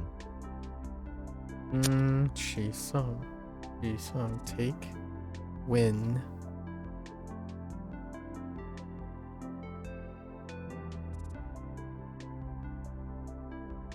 某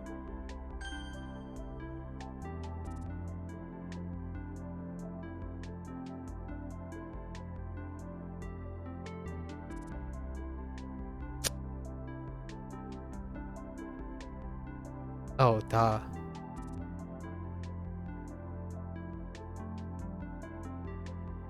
Oops. 下山，我们要下山。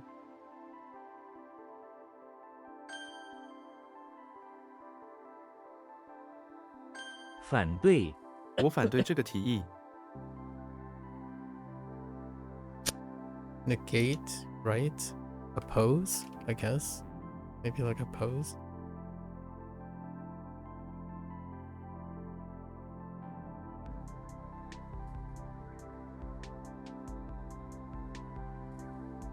It's kind of like overcome, or maybe like it's like overcome to prevail. Oh, overcome is not one.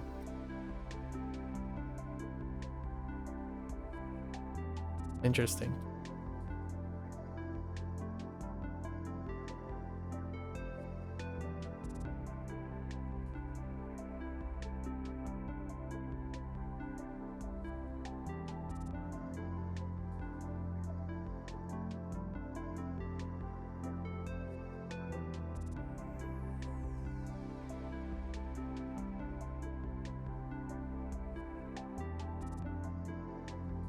No. 介绍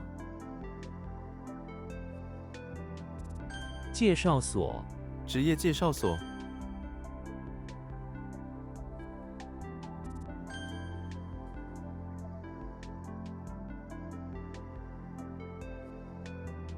报，连，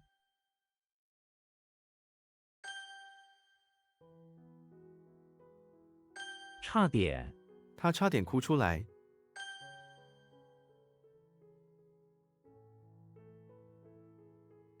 周、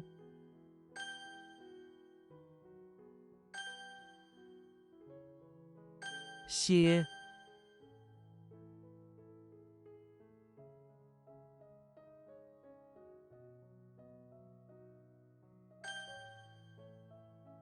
What are you? I don't know what you are anymore. I'm gonna stick to Valley, but oh, Swinfins. Right. Fine. Not today. Not today.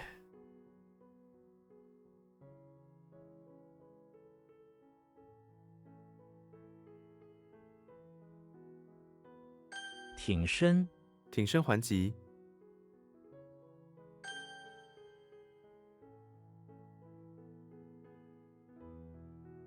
不一定、你的看法不一定对。 Can't spell necessarily. Send help. 长生不老、世上不可能有长生不老的人。意志、人民的意志，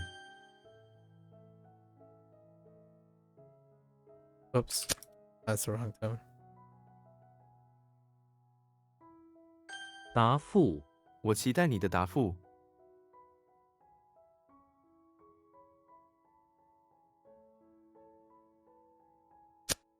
Who? Response? Return copy. Oh, no.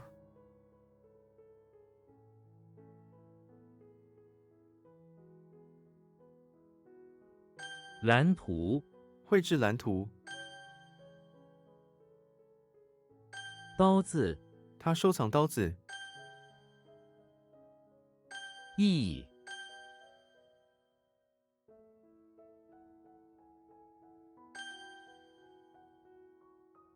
香、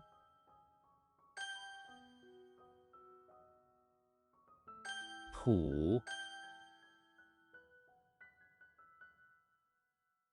香草、香草是一种常用的调味品。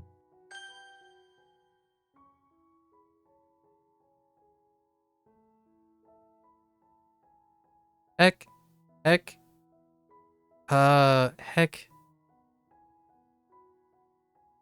Who is it? Not Jimmy. Someone else. Not Jimmy.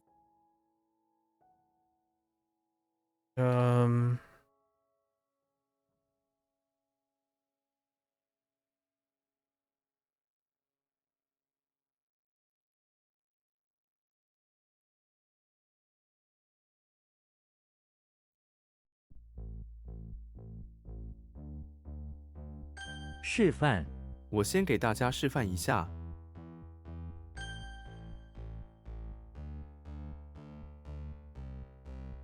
可怕、可怕的梦， I got another one on that.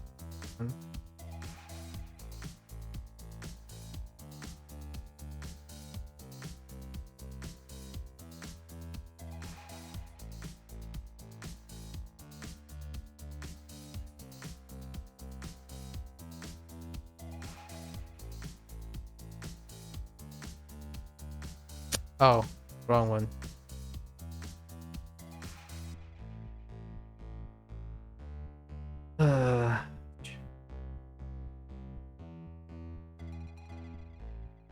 支付、我可以用现金支付。 A.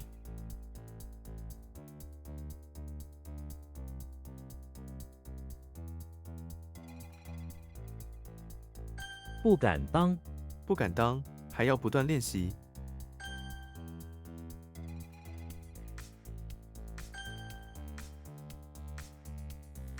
宝、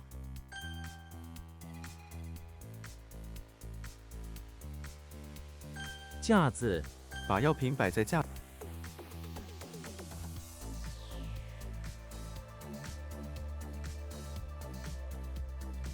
高跟鞋、他喜欢穿高跟鞋。反、What? I guess a pose is fine for that too.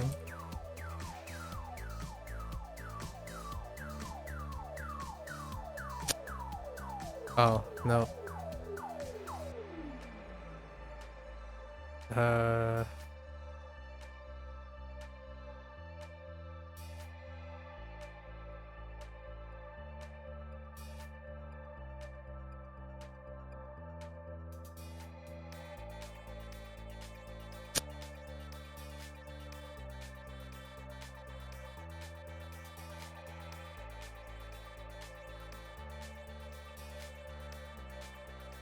学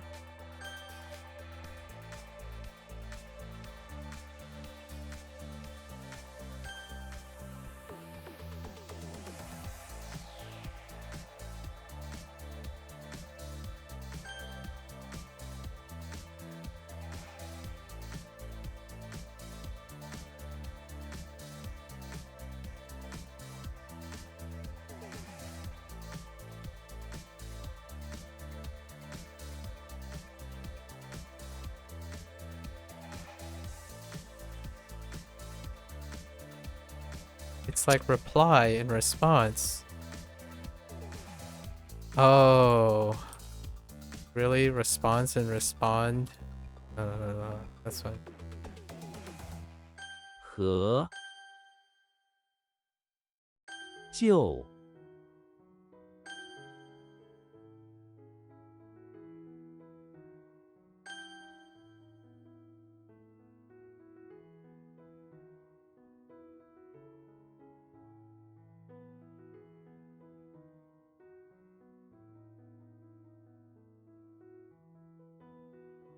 Uh-oh.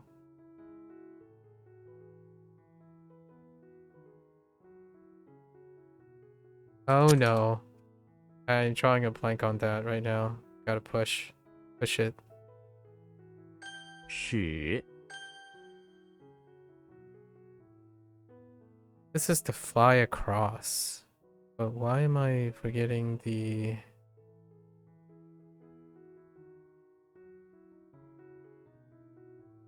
Right?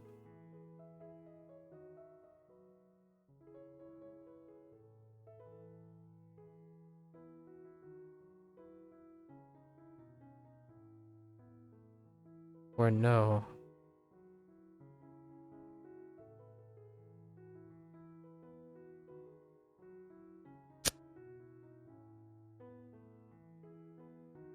适度适度的体育活动，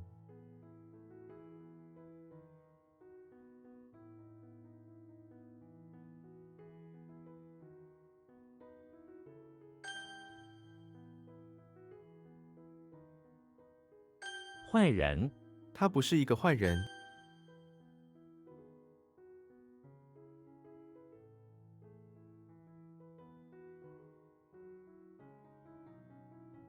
长衫长衫是常见的男子服饰。 I'm already 5 minutes over.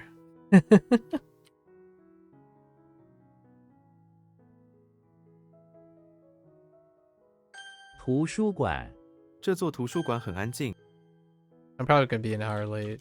Okay. Don't remember this one. Oh. Oh, I wrote the wrong tone for what I was thinking.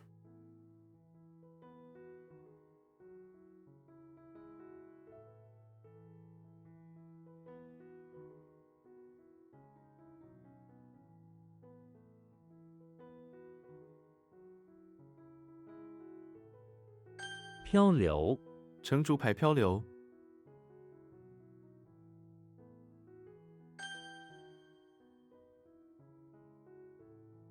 咖啡他不 So you plan to spend another 55 minutes studying? Probably. I'll just tell them now, right?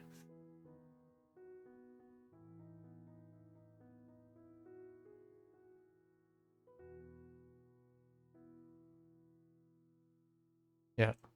It's fine. Discord works. I'll try to aim for 30 minutes. Provided.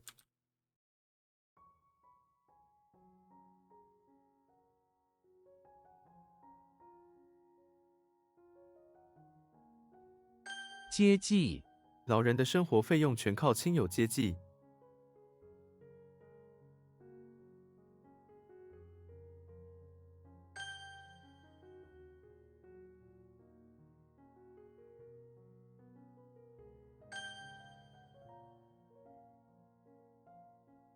看病，你应该去看病。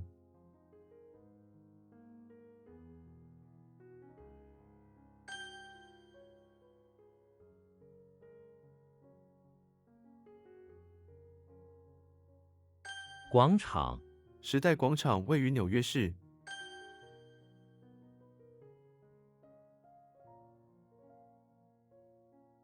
香水，喷香水。How long does the journey take to get to whichever friend's house you're watching it at? Oh no, we're just watching it here. Online friends. We don't have to go anywhere. It's basically when I end.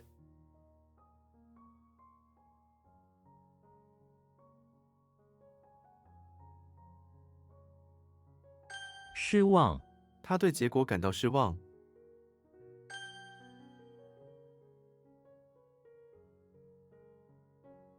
报纸，我很少看报纸。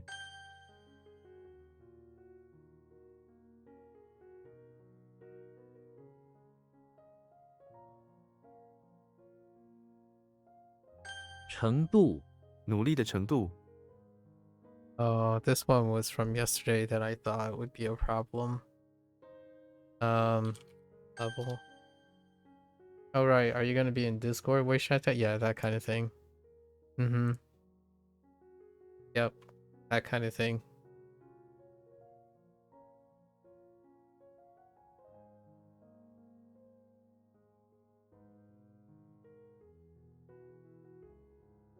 另外，我还要跟你谈另外一件事情。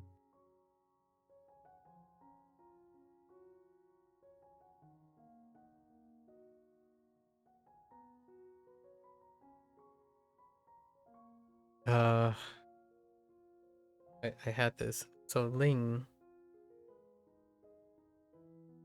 I gotta push this. It's not coming to me at the moment.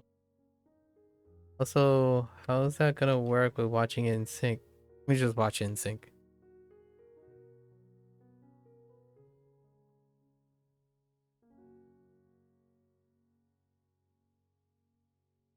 Let me just do it in sync.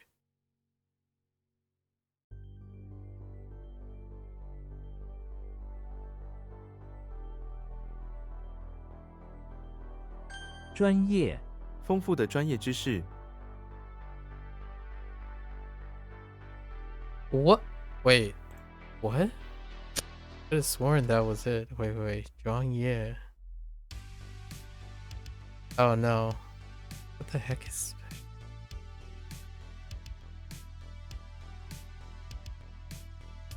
需要，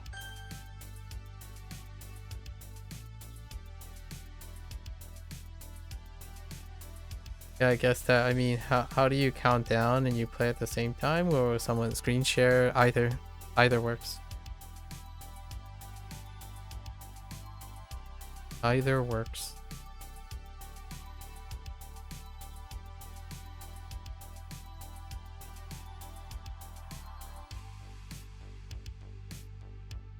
Sometimes some of us don't make it and then they just catch up. Like on their own. More like a hang time.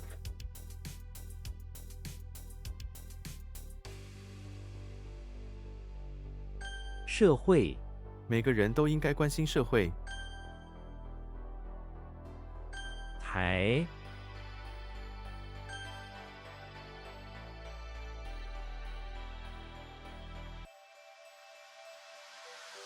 手指，我割伤手指了。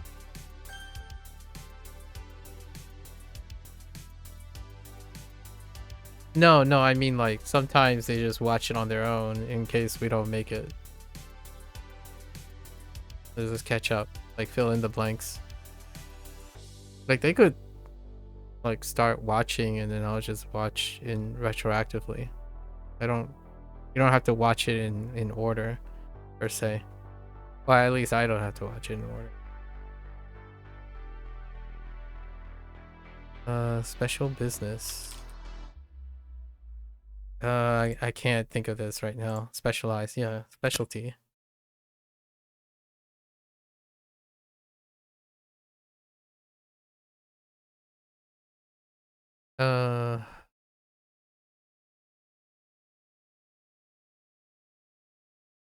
Attendance. Oh, I messed up the 惯例、按照惯例，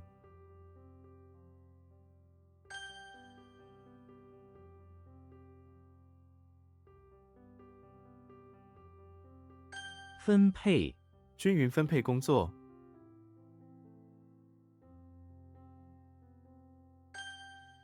I can't spell. Oops, that's not it. That's not that. 失业、失业表示他很闲了。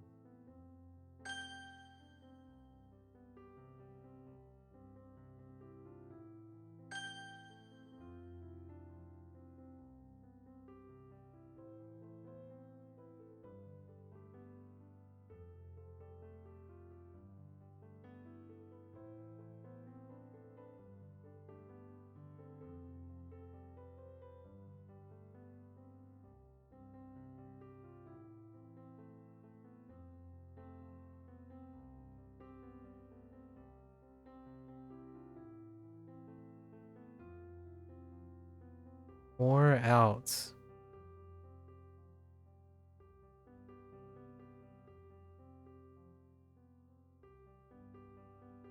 More out is another, right? Another more outside. Outside another. I can't right now. Let's keep going quickly. 课程、这是一门很好的中文课程。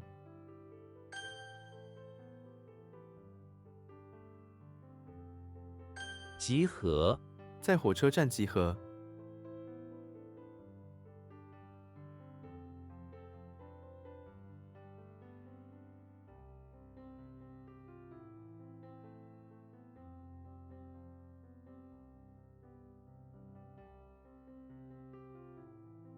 Like to gather up, 他、 but I can't quite phrase it right now.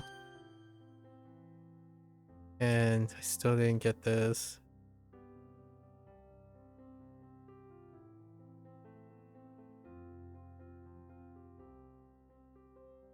Really? It's like to gather up, to meet, to assemble. That's fine. Gather up, assemble.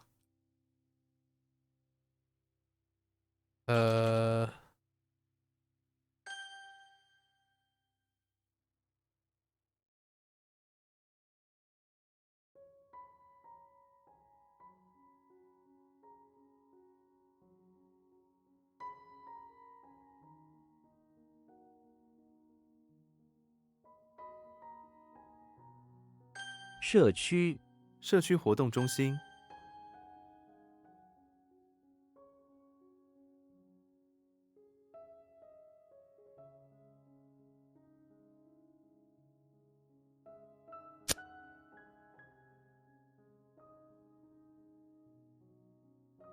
Oh, I missed the A. I missed the final on that. 困、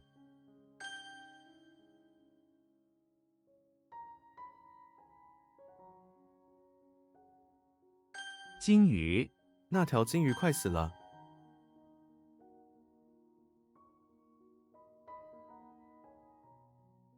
专利、获得专利，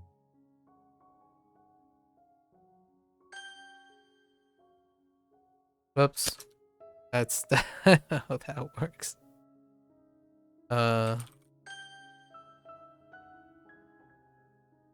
工程，他在大学念工程。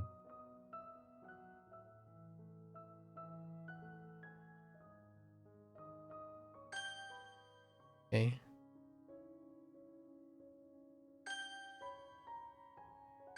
苦， Oh no, that's nope.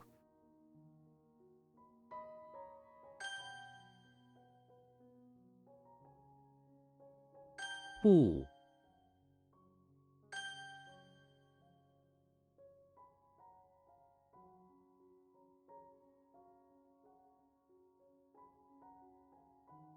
绝，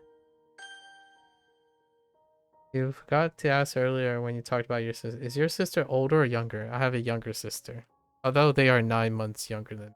So we're kind of more or less, I don't know what you call it. Like it's closer to twinning than anything. We're very close together.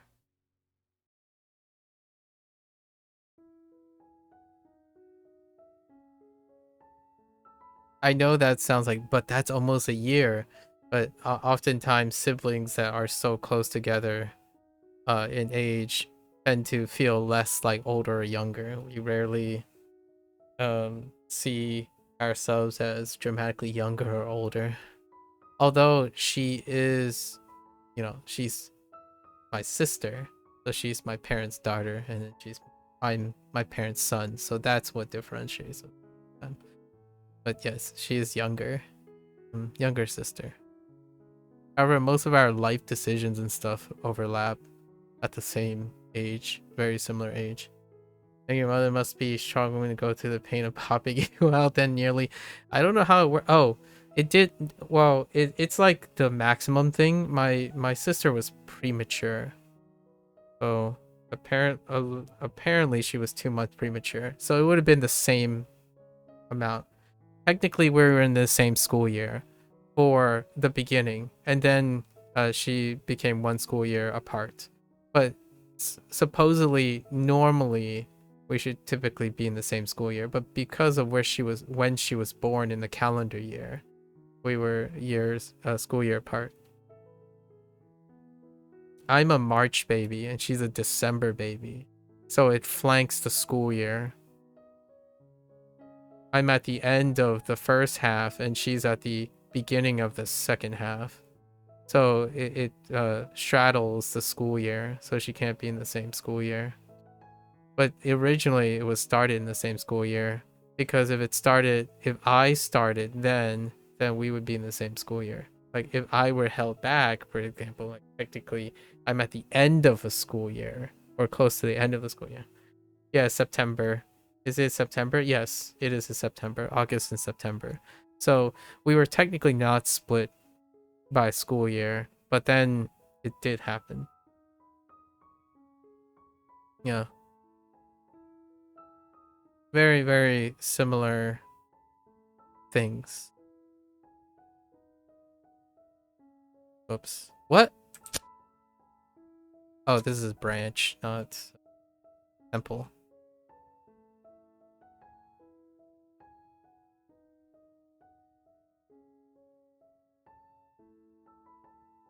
Uh, 读者，读者喜欢这本书。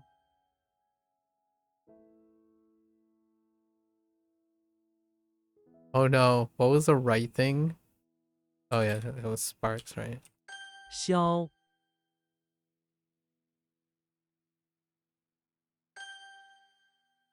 I still haven't focused on this yet. Oh.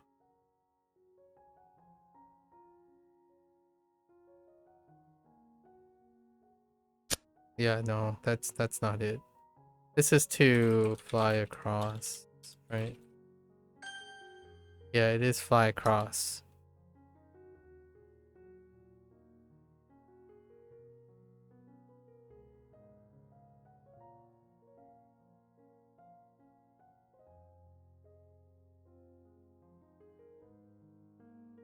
飞跃， Okay. 所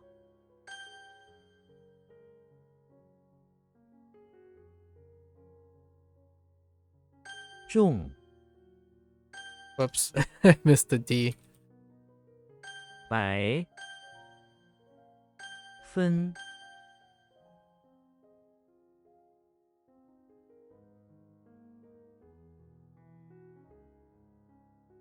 计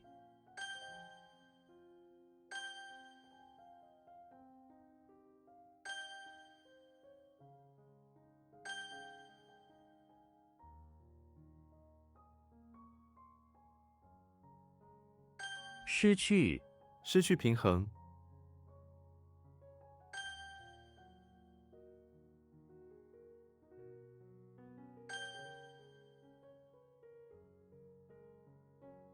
跟进他们会跟进这个问题。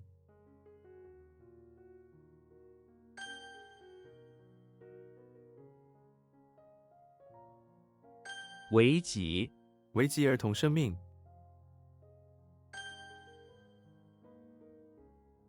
Oops. Wrong. Bad fingered the wrong thing. 篮球篮球队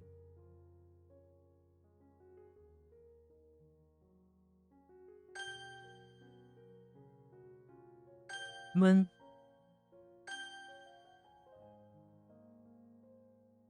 理想我的理想工作，经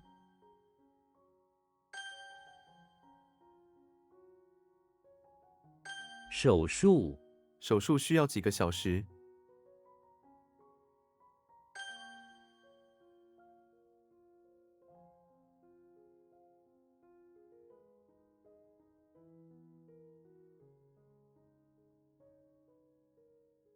习惯他的坏习惯，量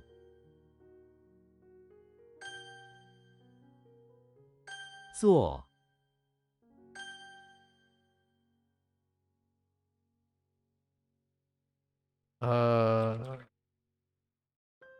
请示向上级请示， To ask for advice.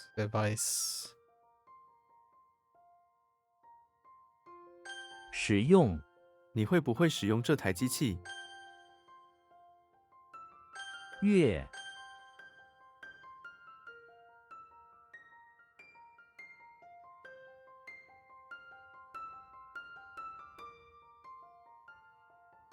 难题这是一个难题。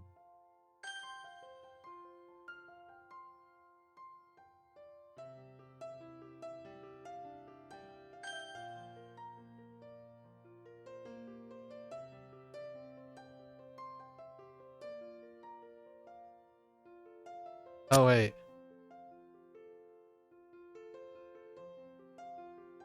I gotta think about that for a moment. 感谢感谢大家的支持。词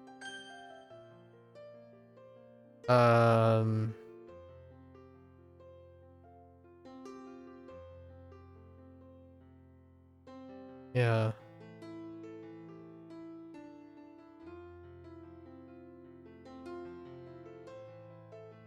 What?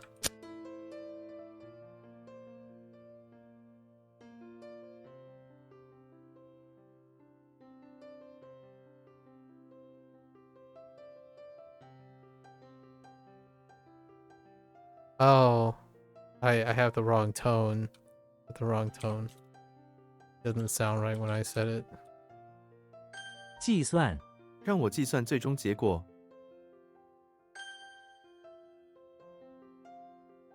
活该这家伙落得如此下场，活该。自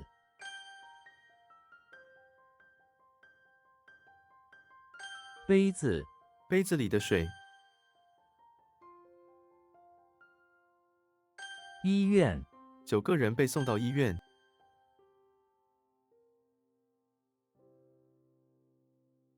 作者这位作者的小说非常畅销。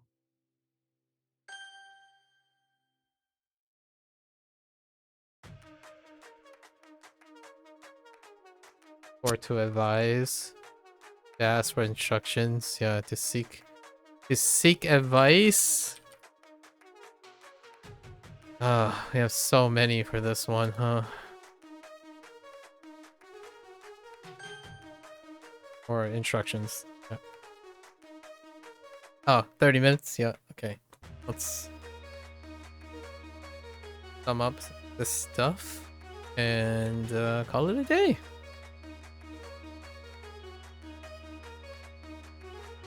Okay. Go, go, go. What was this? Terrarium. I had assemble. I needed to spend more time on assemble. But we would get assemble eventually if I thought about it a little bit longer. Waiter in general.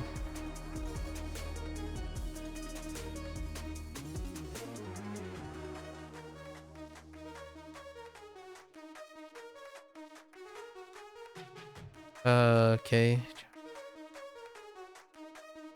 What was this? Terrarium breaking it because they were upset. Who was breaking it? Magic stuff. Gun. No. It was Dumbledore. One.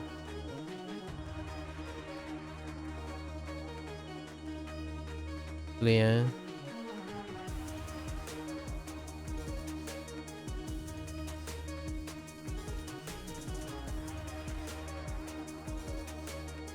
Oh no, wait.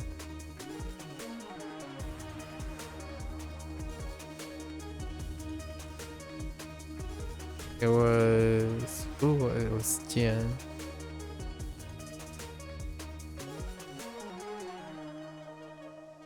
Right. No. Oh, priest. Priest in general. Jian. And then the overly complicated thing that someone was being smart aleck about. So...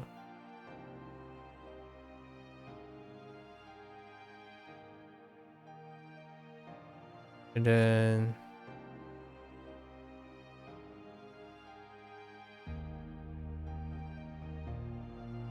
Yeah.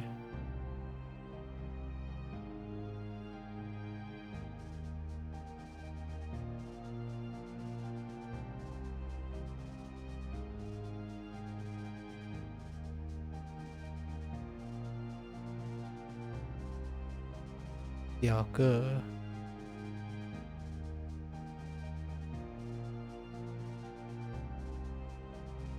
Good.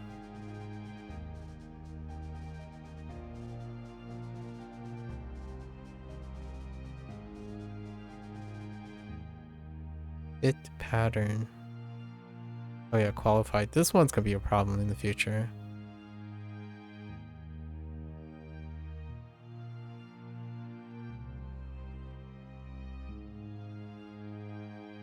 Zhicheng. Or... No, 支持.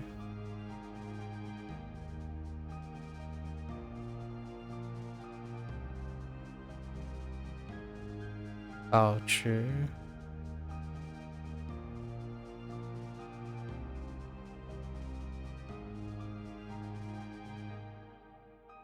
Huai su.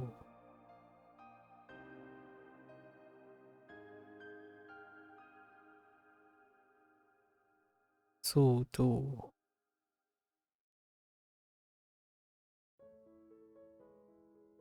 Gao. Gao su. Gong. Du.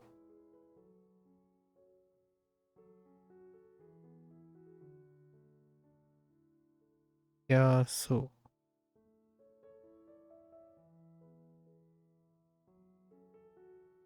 Yang li.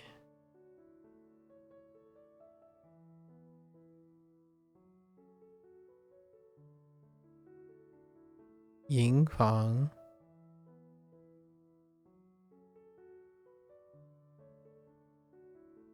营地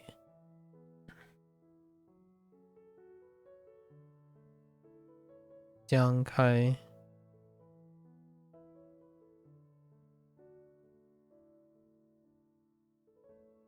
oops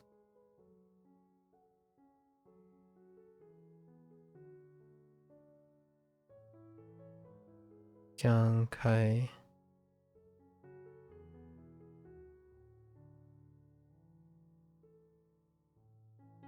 直指 all right. Our 2 from yesterday.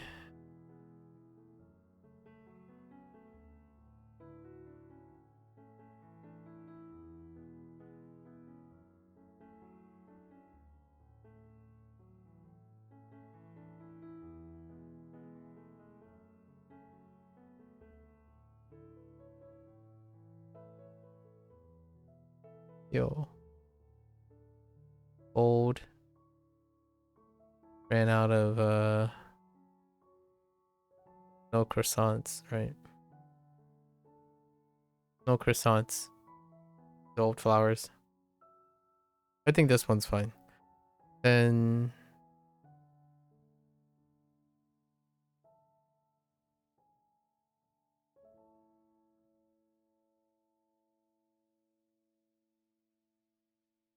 oh, that's so flat.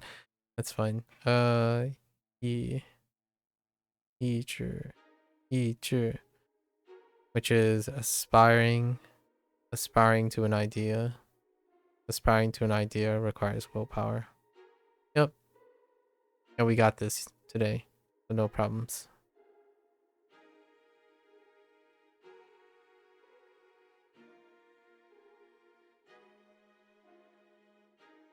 All right, folks, that's a wrap today. Yeah, pardon the slight interruption, but that's like the slight negativity, I suppose.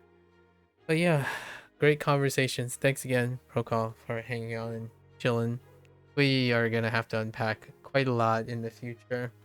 It'll be kind of fun to go down memory lane for the next 100 days, but sure enough, this discussion is gonna be brought up in day 200, right? How long is it till our day 200? We have 75 days before our next review, our next like hot take, tentative takes on things. But this one is a little bit memorable. It stands out, being the first person that I've met that was clearly someone who thinks highly of themselves and think that they understand things in the world as they are.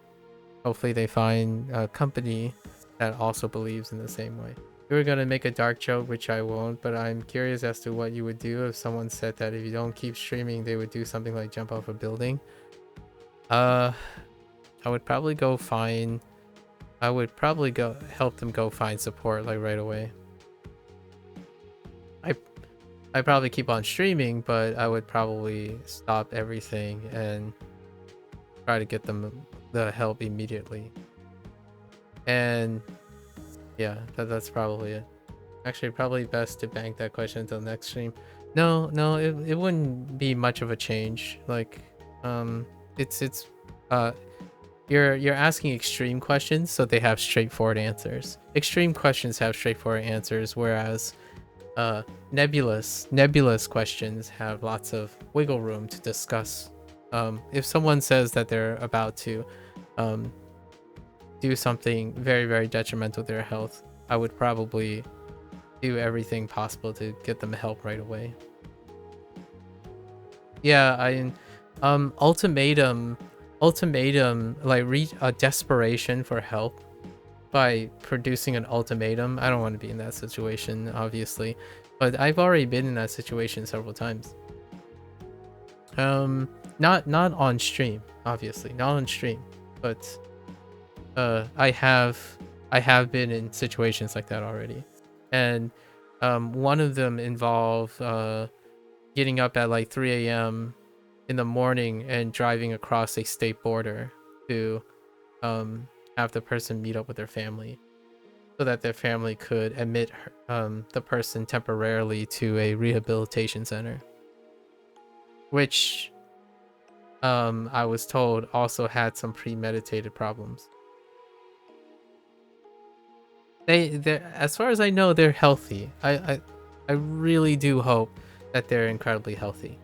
And if you're curious, they were having a mental breakdown per se, due to high pressure.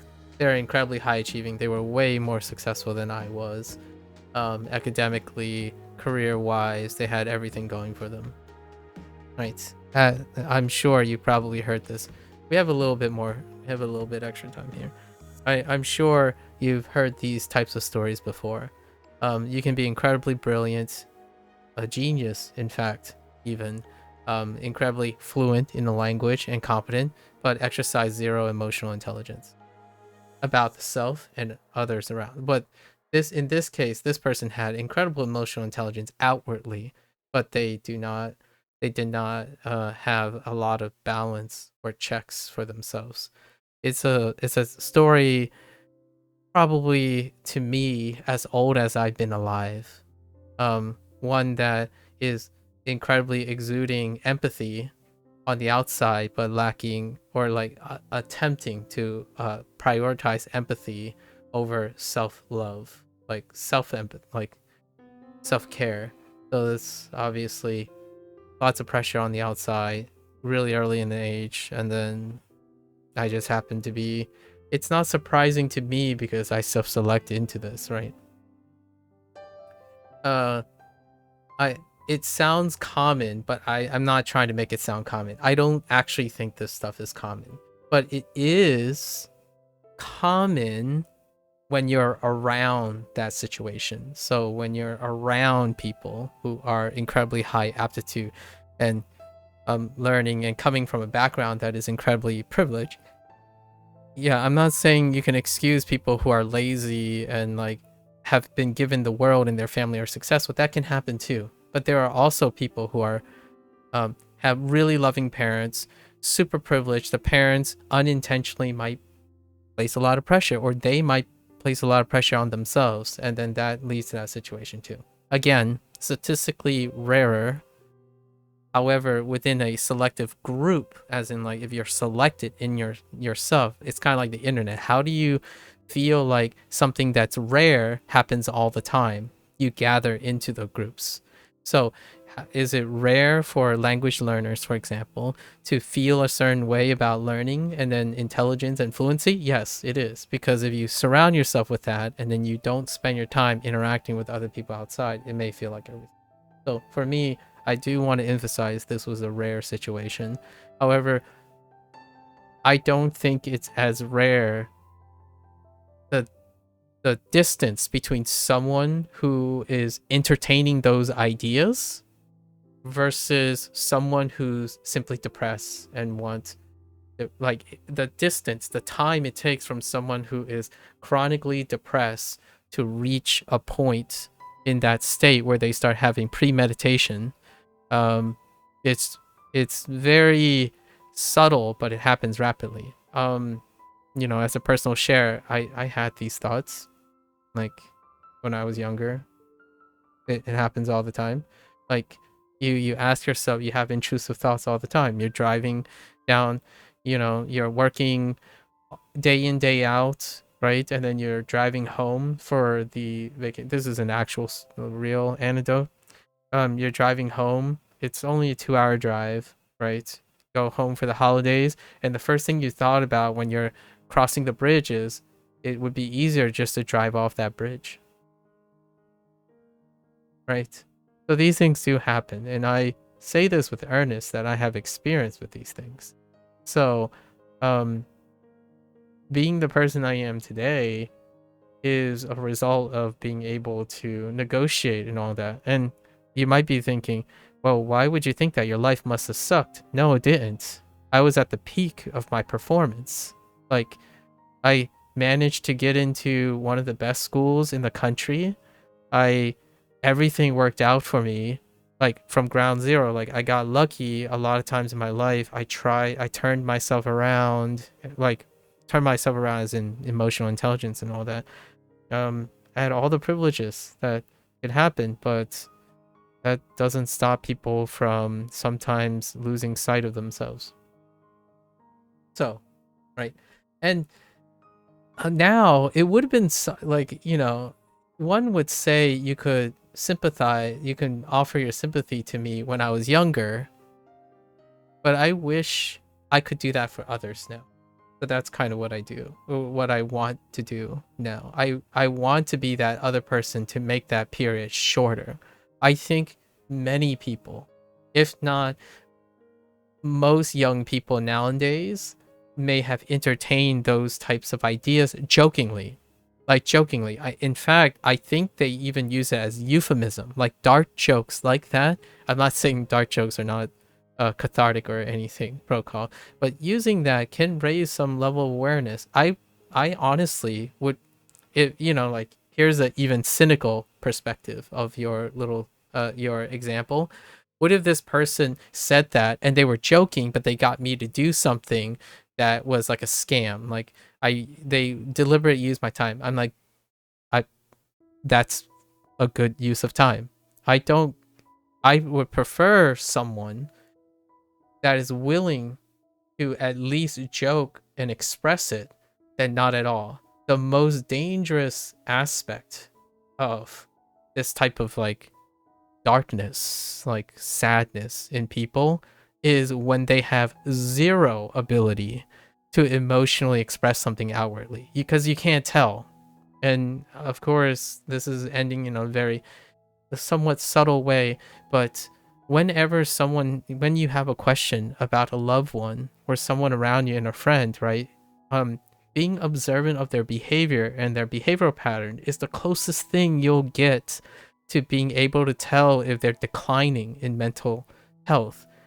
Because in those situations, the far more common aspect interaction with these things is the person doesn't say anything. They don't do anything.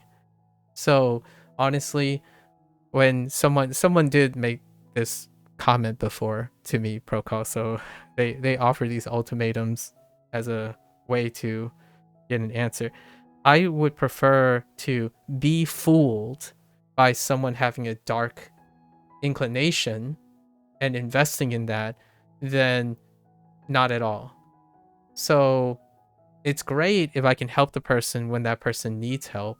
But at the same time, if that person didn't need help, I would still do it. It's still better than a person sitting there not saying anything, not doing anything for anyone, or like not interacting with anyone, because those are the individuals that do not get saved. They like, or get the attention that they want or may need. So that's kind of the idea. Yeah, you've had troubles as you've been pretty privileged in life on the whole, and that's often made you criticize yourself when you get into depressive states. As I think my parents, I have loving parents, I'm not in poverty, I have all this stuff, and yet you feel crappy. Yeah. And it's a lose-lose. I don't think, regardless of how privileged you are, regardless of how poor, in like all the things, everyone deserves love. That's what I like to say. Like, I only say a few couple absolutes, but sometimes if you're human, if you still consider yourself human, right? I mean, there are rare people who are sociopathic, but at the same time they still exercise self-love. So whether it comes from you or someone else, I hope you have that. An argument is often incredibly balanced and healthy, and like disagreements, like I had disagreements with this particular person, disagreements with someone else, it's incredibly healthy with the context that you have something that is foundational. So I'm not emotionally distraught because someone thinks that I'm never going to be fluent in Chinese. That's fine. Like I don't require this person's affirmation. And then the other person, right? I prefer not to I prefer to keep my integrity intact than offer hot takes on that person's recommendation. So or need for recommendation. And I hope that person finds affirmation somewhere else. And then, Dogwood, I hope they find affirmation somewhere else. Because obviously, this person has different priorities than I do. And I would say that summarizes pretty much most of my language learning experience in sharing experiences. People have their foundational ways of making sure that they're doing the right thing. That doesn't hurt my pride. It doesn't hurt my emotions. If you get a kick out of telling someone that you're learning better and you know better, then that's perfectly fine. I prefer that situation well over those type of situations I discuss. So I guess you can call it human relativity or not, but I've seen the worst. I would argue I might have seen the worst in people at such an early age that it makes me sound like I'm an 80-year-old being content with death. But that's what happens. These situations age you mentally, and relative to most of the other things, I think there's plenty of. I try to be. I might sound like an optimist, but I sound more like a realist. I keep all the worst and best case scenarios in my head, but I don't focus on them when I'm outwardly expressing. So whenever someone says like, "Oh yeah, you suck the most," like this is the worst way to do it. Nah, no. Like I think I've lived quite a life already and I'm barely 40. I can't even imagine what I'm going to be like when I'm 60. When it comes to comparisons, when people say, "Oh, there's no reason to do this because someone is really good," I can argue there's no reason. There's reasons to do this because someone is so much worse off, right? And even then, I would not use it as a way to instill fear or insecurities. When this person who says I'm never going to be fluent in Chinese, that doesn't raise my value. It doesn't decrease my value. I don't care if you're fluent in Chinese. It doesn't raise your value as a person to treat another person like that. You have value. You don't have to qualify it. And then that's it. That's where it starts. So if there's anything in the worst case scenario is that I want to remind people that they have value when they do things. I think arrogance only reveals someone else's insecurity. Like, would it hurt this person's integrity that I am able to become fluent in Chinese, not doing what they're doing? Because there's no reason to be so unempathetic and emotionally distant when you see someone doing something different than you, unless you feel insecure. I do not feel insecure when you tell me I'm doing something wrong. You can explain that to me, how you feel it's wrong.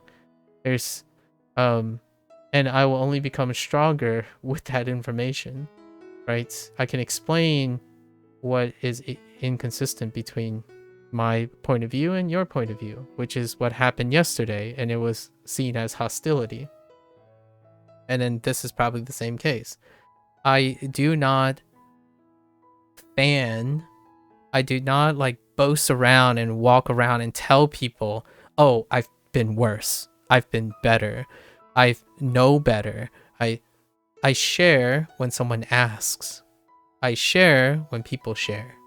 That's what happens. I openly share, and then you can choose to share if you want. Open generosity may breed reciprocated generosity, but it's not expected. So if there's anything that elevates someone's maturity, is the idea that you grow to not be pressured to do things in a manner that requires hurting another person, right? And that's kind of where I am. And I honestly still stick to the idea that I sound more like a 60-year-old and 70-year-old than I am a 40, but I think my life has been filled with things that I think not a lot of people I meet on average have experienced. And even some who are older than me, far older than me, may never need to experience or have to experience. And that doesn't make me better as a person or higher value. It makes me more appropriate when those situations come up. But those situations may never come up. So it's kind of like a promise of things. Like, will I never become fluent in Chinese? You don't know that. I don't care who you are. You don't know that.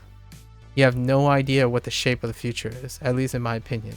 But for those who prescribe to fatalism or determinism, I guess I hope that you're right and that it makes you feel better.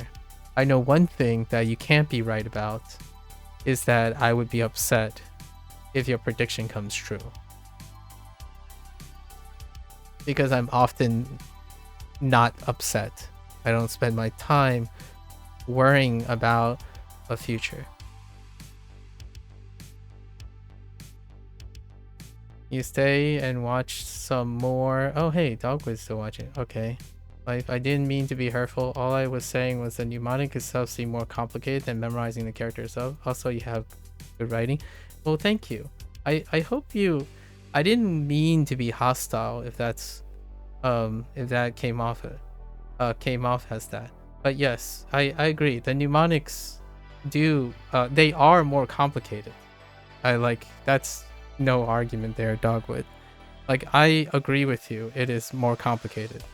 That there's no disagreement. I like doing the mnemonics because they're more complicated. So I don't know if that's gonna sit well with you, right? I enjoy overcomplicating things so that it makes me work harder. It is very difficult to, like, these mnemonics will eventually go away. As in, like, when I'm doing my reviews, I know the character already, so I don't use the mnemonic at all. It might sound like it's a waste of time, and I would agree with you if you don't have any use for it. But I like creating stories around my things. Most of the time, though, by the way, in case you wanted, let me keep track of time. In case you're wondering, I speak Fujianese at home. So my parents and I, we speak a dialect of Chinese. 我每年聽過福州話，福州話嘅人，我咪我3年，但家 New York, right? New Year, right? New Year, at New York, there's a lot of Fujianese people. Whatever works, respect for learning traditional too. Sounds like Cantonese. It does, yeah. Fujianese has a combination of Southern Chinese and Standard Chinese. Actually, most of the stuff is, I would say, I've come to learn that is related to Cantonese, and if not, like, Taiwanese. In terms of traditional, I use Duolingo. I know. We'll hold off on Duolingo for this discussion, but Duolingo has simplified, and it covered 680 ish, and then like 40 other unlisted. So all the characters so far, most of the characters, I know the simplified form. So when I started this project again, or like started this particular project, because I've never used SRS before. I was curious what the buzz was about SRS. So I used HanziHero as a form of SRS to learn the traditional characters. So now we have, like, kind of in the same place with traditional and Chinese characters. By the way, I'm illiterate. I am a heritage speaker. I would loosely consider myself a heritage speaker. So 我说一点中文，跟我父母说一点中文 but most of the time 我媽咪爸爸使福州話. So I'm illiterate since, like, I started last year. So it took me 200 days to finish the writing and all that stuff, practice that I've done in Duolingo Chinese course. So it was complete, and then now I'm, like, augmenting it, and in the future I'll be using LLMs, which links to what Procal was asking about, AI driven help. But Duolingo only has the quote AI driven things for Spanish, which is what I'm currently learning as well. I learned Spanish in high school because I was raised in the United States. So, you know, hablo un poco español. But that's kind of where we are. And then the main thing that I'm actually learning was Japanese. So we do Japanese before we do Chinese, and then Chinese before Spanish now. So that's the whole time. Yeah. I'm sorry if it came off as a little bit maybe a little too direct. I guess I was quite direct. I'm chatting with someone on Twitch as well, so I stream simultaneously, and we typically have these deep discussions most of the time. So yeah, some feathers can be ruffled all the time, but generally speaking, I'm learning how other people learn a language. I think most language learners would agree one of the quickest ways to go about it is if you have a family member or a friend who is interested in your growth of your language, communicating with them is probably the GOAT, right? Unfortunately, my parents don't speak English. They kind of know some English phrases.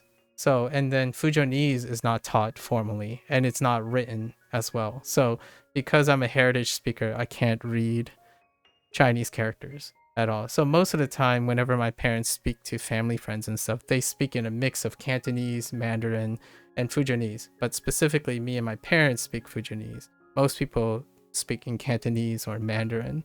And most of my entertainment that my parents watch and myself, we watch in Cantonese and Mandarin. So we're more like listener, or I'm more like a listener and a imitator. I can't create sentences and stuff at will. I'm a heritage, like I get by with whatever language I do. So a lot of times it would be something like, oh, 你也 busy ga 医院, right? It would be like a mix of the three, where are you busy at the hospital or something like that, or 我 지금 got school 幾日 no, right? So I right now I just came home from school, right? And then school would be the replacement for 学校, right? Or in Mandarin, that kind of thing. But yeah, hopefully again, I hope I'm not giving the impression, I'm not trying to encourage people to learn the fastest way or becoming fluent, or like what is the hot take. I'm learning much like the whole like the suicide thing that we were talking about here, which is a very real topic.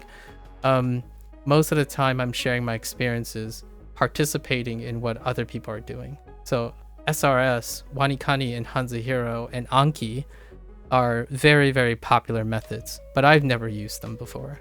So instead of doing whatever I usually do, I'm fully investing in how other people either complicate their things or memorize. The way I learn is probably very similar to your example that you used. I use a network of vocabulary, and that vocabulary is actually found in the wild. So it would have a visual context, a listening context, and a story context.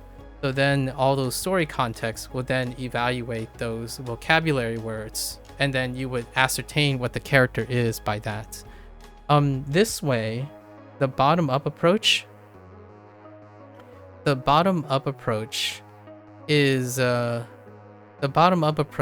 oftentimes allows me to write. So when I'm writing, it's very easy. It's a lot easier to write. Like, for example, I'm not sure how often you write, but when, you know, that crazy one that we were doing today, this one where it was SpongeBob and in the bathroom, and a person dropped a hook and Slender Man. If I think Slender Man, hook, drop, and person, I can write Slender Man, hook, drop, person. So it was like it's a fun little double thing about writing. So most of my writing typically involve taking a bottom-up approach. So if I take a radical and I have a story about them, I can write the stuff. And I have done that for maybe like 1,000 to 2,000 hours now for both Japanese and Chinese. You understand use ba to soften the suggestion. Chinese is very demanding language and a lifelong journey. Absolutely. And I expect to come across many people with differing things. And that's kind of why I love language learning now. It's been a year and a half and everyone has lots of experiences. Sharing those experiences and exchanging those experiences is probably why I make myself available. So me encountering Procol doesn't even learn another language yet, maybe. But the idea is that lifelong journey is also enhanced by interacting with other people.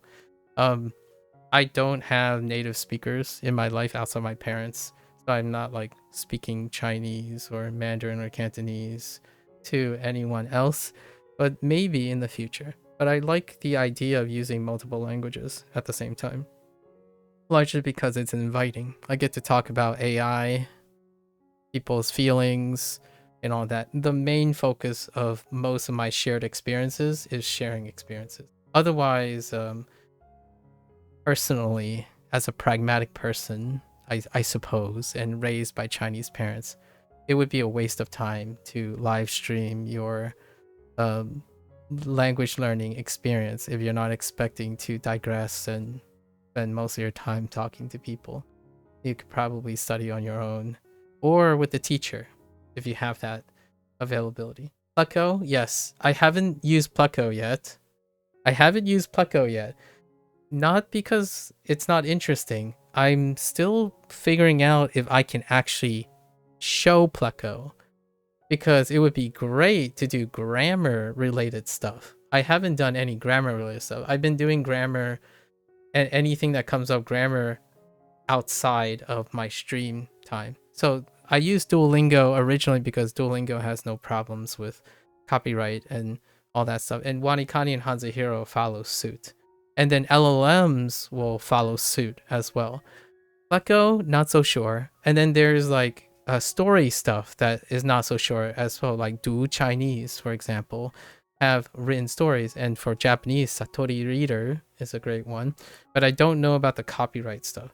Because even when you're reading books, right, online, it's someone else's intellectual property. But Pleco I've heard many great things about Pleco. In terms of Chinese grammar, I usually feel out the first like HSK 1 through 3 so far, and a lot of that needs like figurative reinforcement, because I'm used to constructing most of that stuff, because Fujianese uses the same construction as Chinese. And then I usually leave my English in that. I'm sure you probably have already experienced this, being someone who clearly understands English. Oftentimes, when translating or interpreting Chinese phrases, the English is flexible enough that you don't need to translate and order grammatically. So most of the time when I hear these words like Yingdi, right? Yingdi, it is literal English in that order. So whenever I see a sentence, I'm like, it doesn't matter what order the English words are in. It's the same for Spanish and Japanese, where the English can be anywhere, but it's interpretable because I spent almost all my life interpreting a different structure into English or vice versa. My parents, whenever my parents have some duties or not, I'm interpreting. So I'm either interpreting from Cantonese, Mandarin, Fujianese into English, or the other way around. So it's probably not as desirable for someone who wants to reach fluency, for sure. Fluency, in my opinion, as I agree with most people, that if you want to become fluent and you're not in a state of constantly interpreting, it's often very advisable to engage and immerse yourself in active engagement in using the language. For myself, my language will often, I don't qualify myself as fluent in most languages, like even the English, largely because I think of the language as a relationship to the whole. So if I can't express or interpret something that's in Chinese in English, is it an extension of English? And then if I can't interpret something in English in Chinese, then it is a limitation of my fluency. My fluency is being multilingual, a multilingual interpreter. So I can't earnestly say I'm pretty fine with the idea that I will have limited fluency in any particular language, largely because all of the languages kind of exist at the same time. Anyways, what do you say? Yeah, my dad helped you out a lot of pointing out that the mindset of get some perspective, as there are so many people in worse situations, is often destructive. Yes, I do not like making, like, there is some use if you're a competitive person, like for example, like if you select yourself into a competitive person, that you do comparisons. The internet does that all the time. If you think you're good, you'll probably find someone even better on the internet because they select for that. Now that type of comparison is theft, right? The theft of joy. Comparison is a theft of joy. But the other one is, in my opinion, a way other people use it very often as well, which is when you have something worse, they would try to make it a competition of who sucks more or who has it worse. And to me, back to that suicide note, right? The thing about being depressed, that the internet reinforces now as well. So because it's so common on the internet to compare who does the best, who's better, who's more fluent, you do that with nearly everything. So when your life sucks, you go find someone that's life sucks even more, or someone else will tell you that their life sucks even more. And to me, I just see two people sucking up life, and that kind of, for lack of a better word, sucks. So I totally understand what you mean.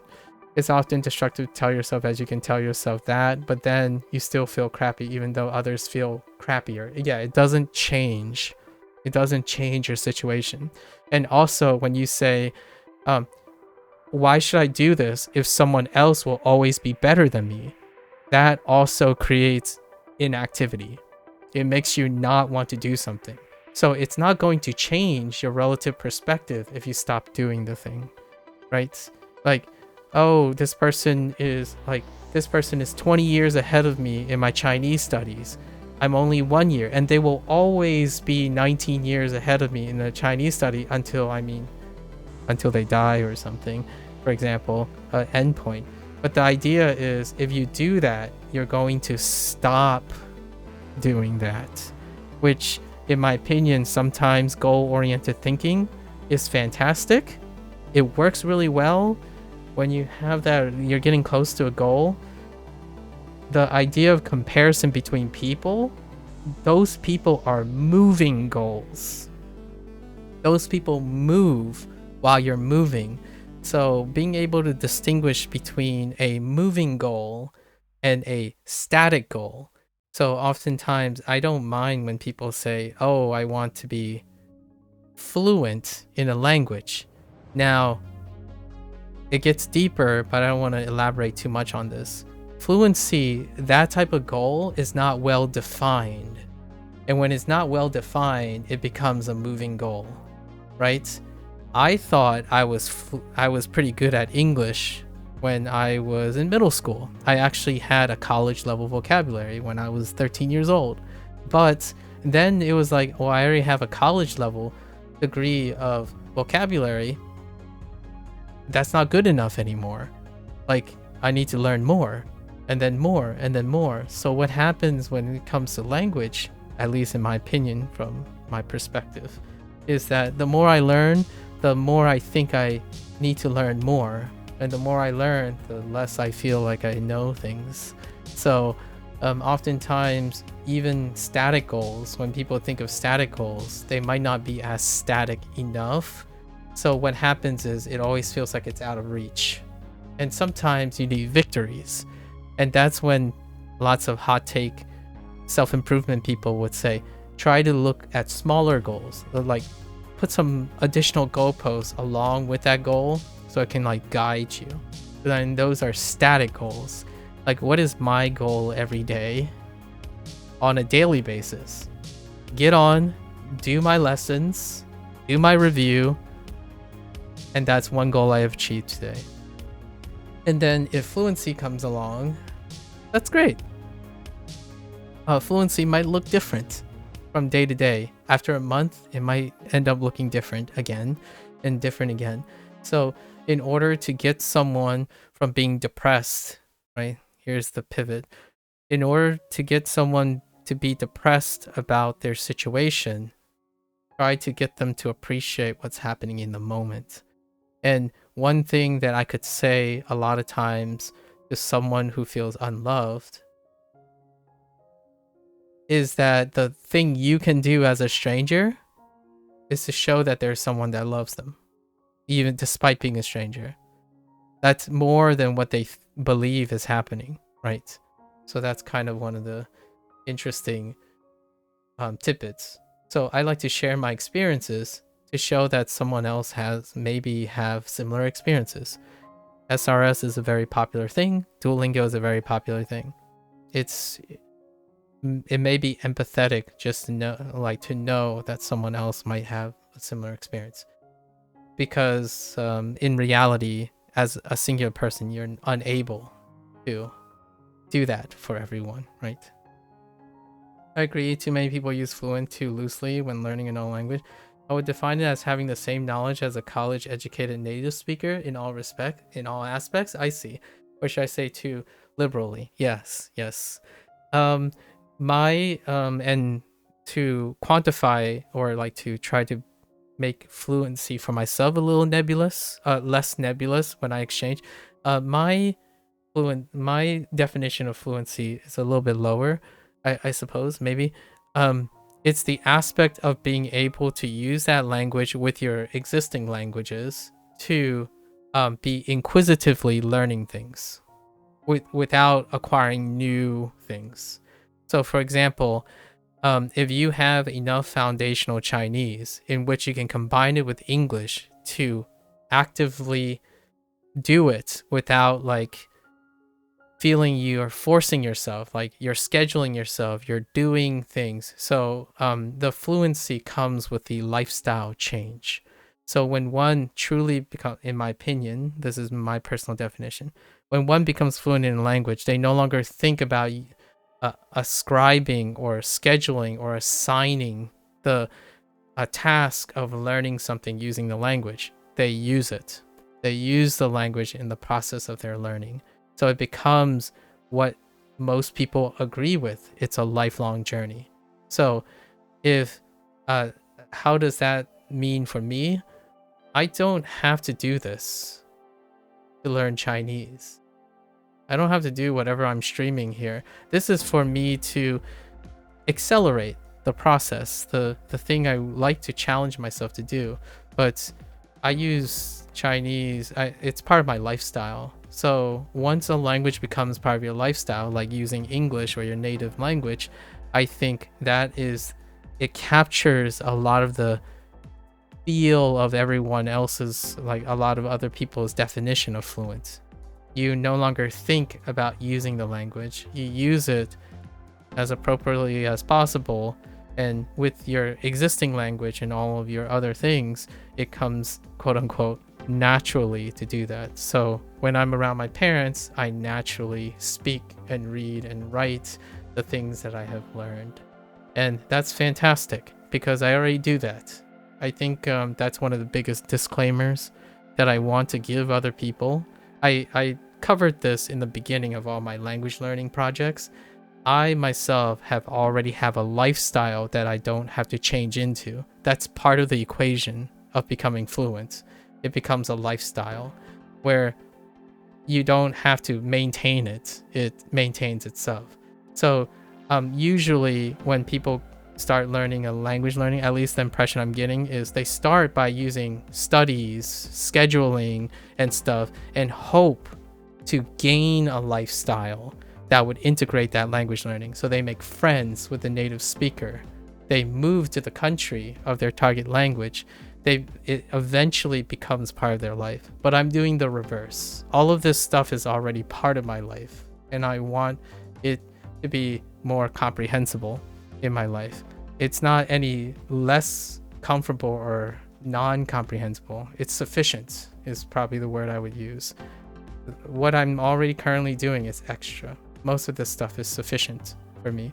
If I really wanted to learn something, there are other ways to go about it for sure.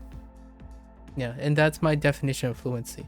The moment a target language becomes sufficient for your lifestyle. If your lifestyle can sufficiently engage and use your language, and it naturally expands on its own with that use, that is probably not necessarily the most important step, or it's one of the steps that are necessary, in my opinion, to maintain a lifelong commitment to another language. And that implies that I don't know if you're aware, but I don't think the average English native speaker has a college education of speaking English. In fact, I actually think even in other specialized areas like computer engineering and stuff does not require college educated native speakers.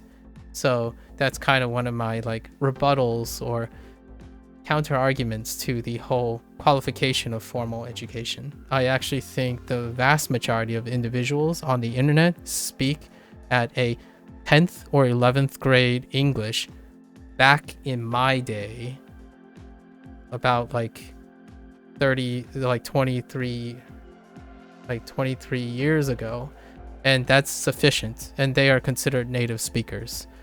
In fact, I would say 30 to 40% of the vocabulary that I use in college and graduate school are not used when I'm streaming. They are rarely ever used. And I think the vast majority of the people that I speak to are considered native speakers in English. I include myself, and yet I don't wield or use any of the college educated native speaking.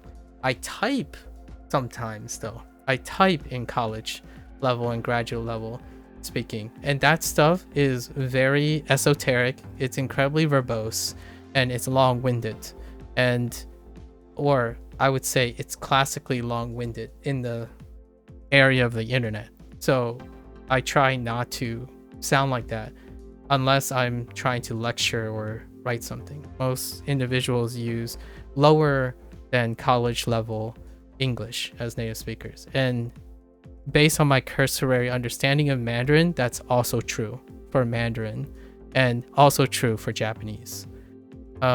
College like level stuff tend to be in the sphere of their own, and it's usually in the professional work setting, so in like companies and people's professions. But generally in casual conversation, like in this type of situation, I limit most of my vocabulary to high school level. In fact, the United States, the president of the United States, whether they are college educated or not, their English tends to reflect the populace, and it's often barely college level, if not lower. But in the UK, in Procall's situation, actually the UK, they speak in college level English, but I don't know what that perspective is. Like, is it college level from the American perspective, or is it normal for the perspective of the UK? The Queen and the Parliament and stuff uses college level education, so like college level English, but so does the Senate.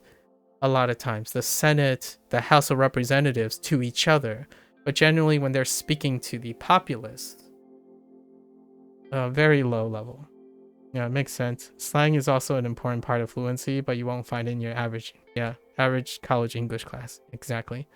The King's English, yeah. Hey, I just came back. I was gone for a while. No worries. Anyways, I'm gonna end for today.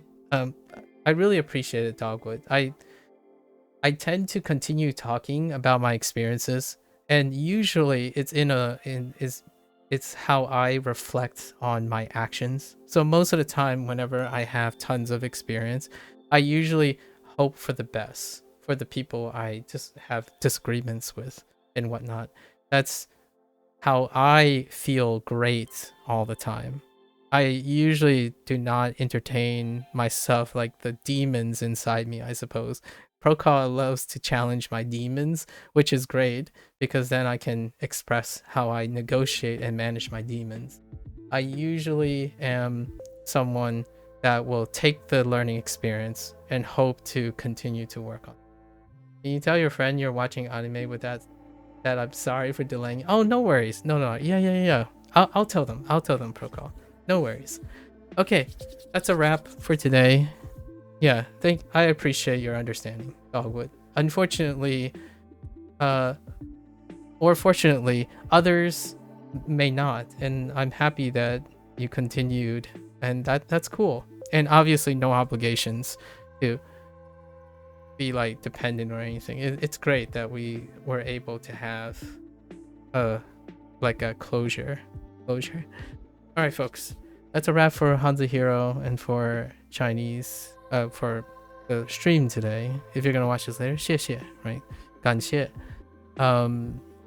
As always, you are more than welcome to follow along or pick up HanziHero yourself and see what the craziness is about. Honestly, I find it very invigorating when I get to see the hoops and jumps and different fads that people jump into.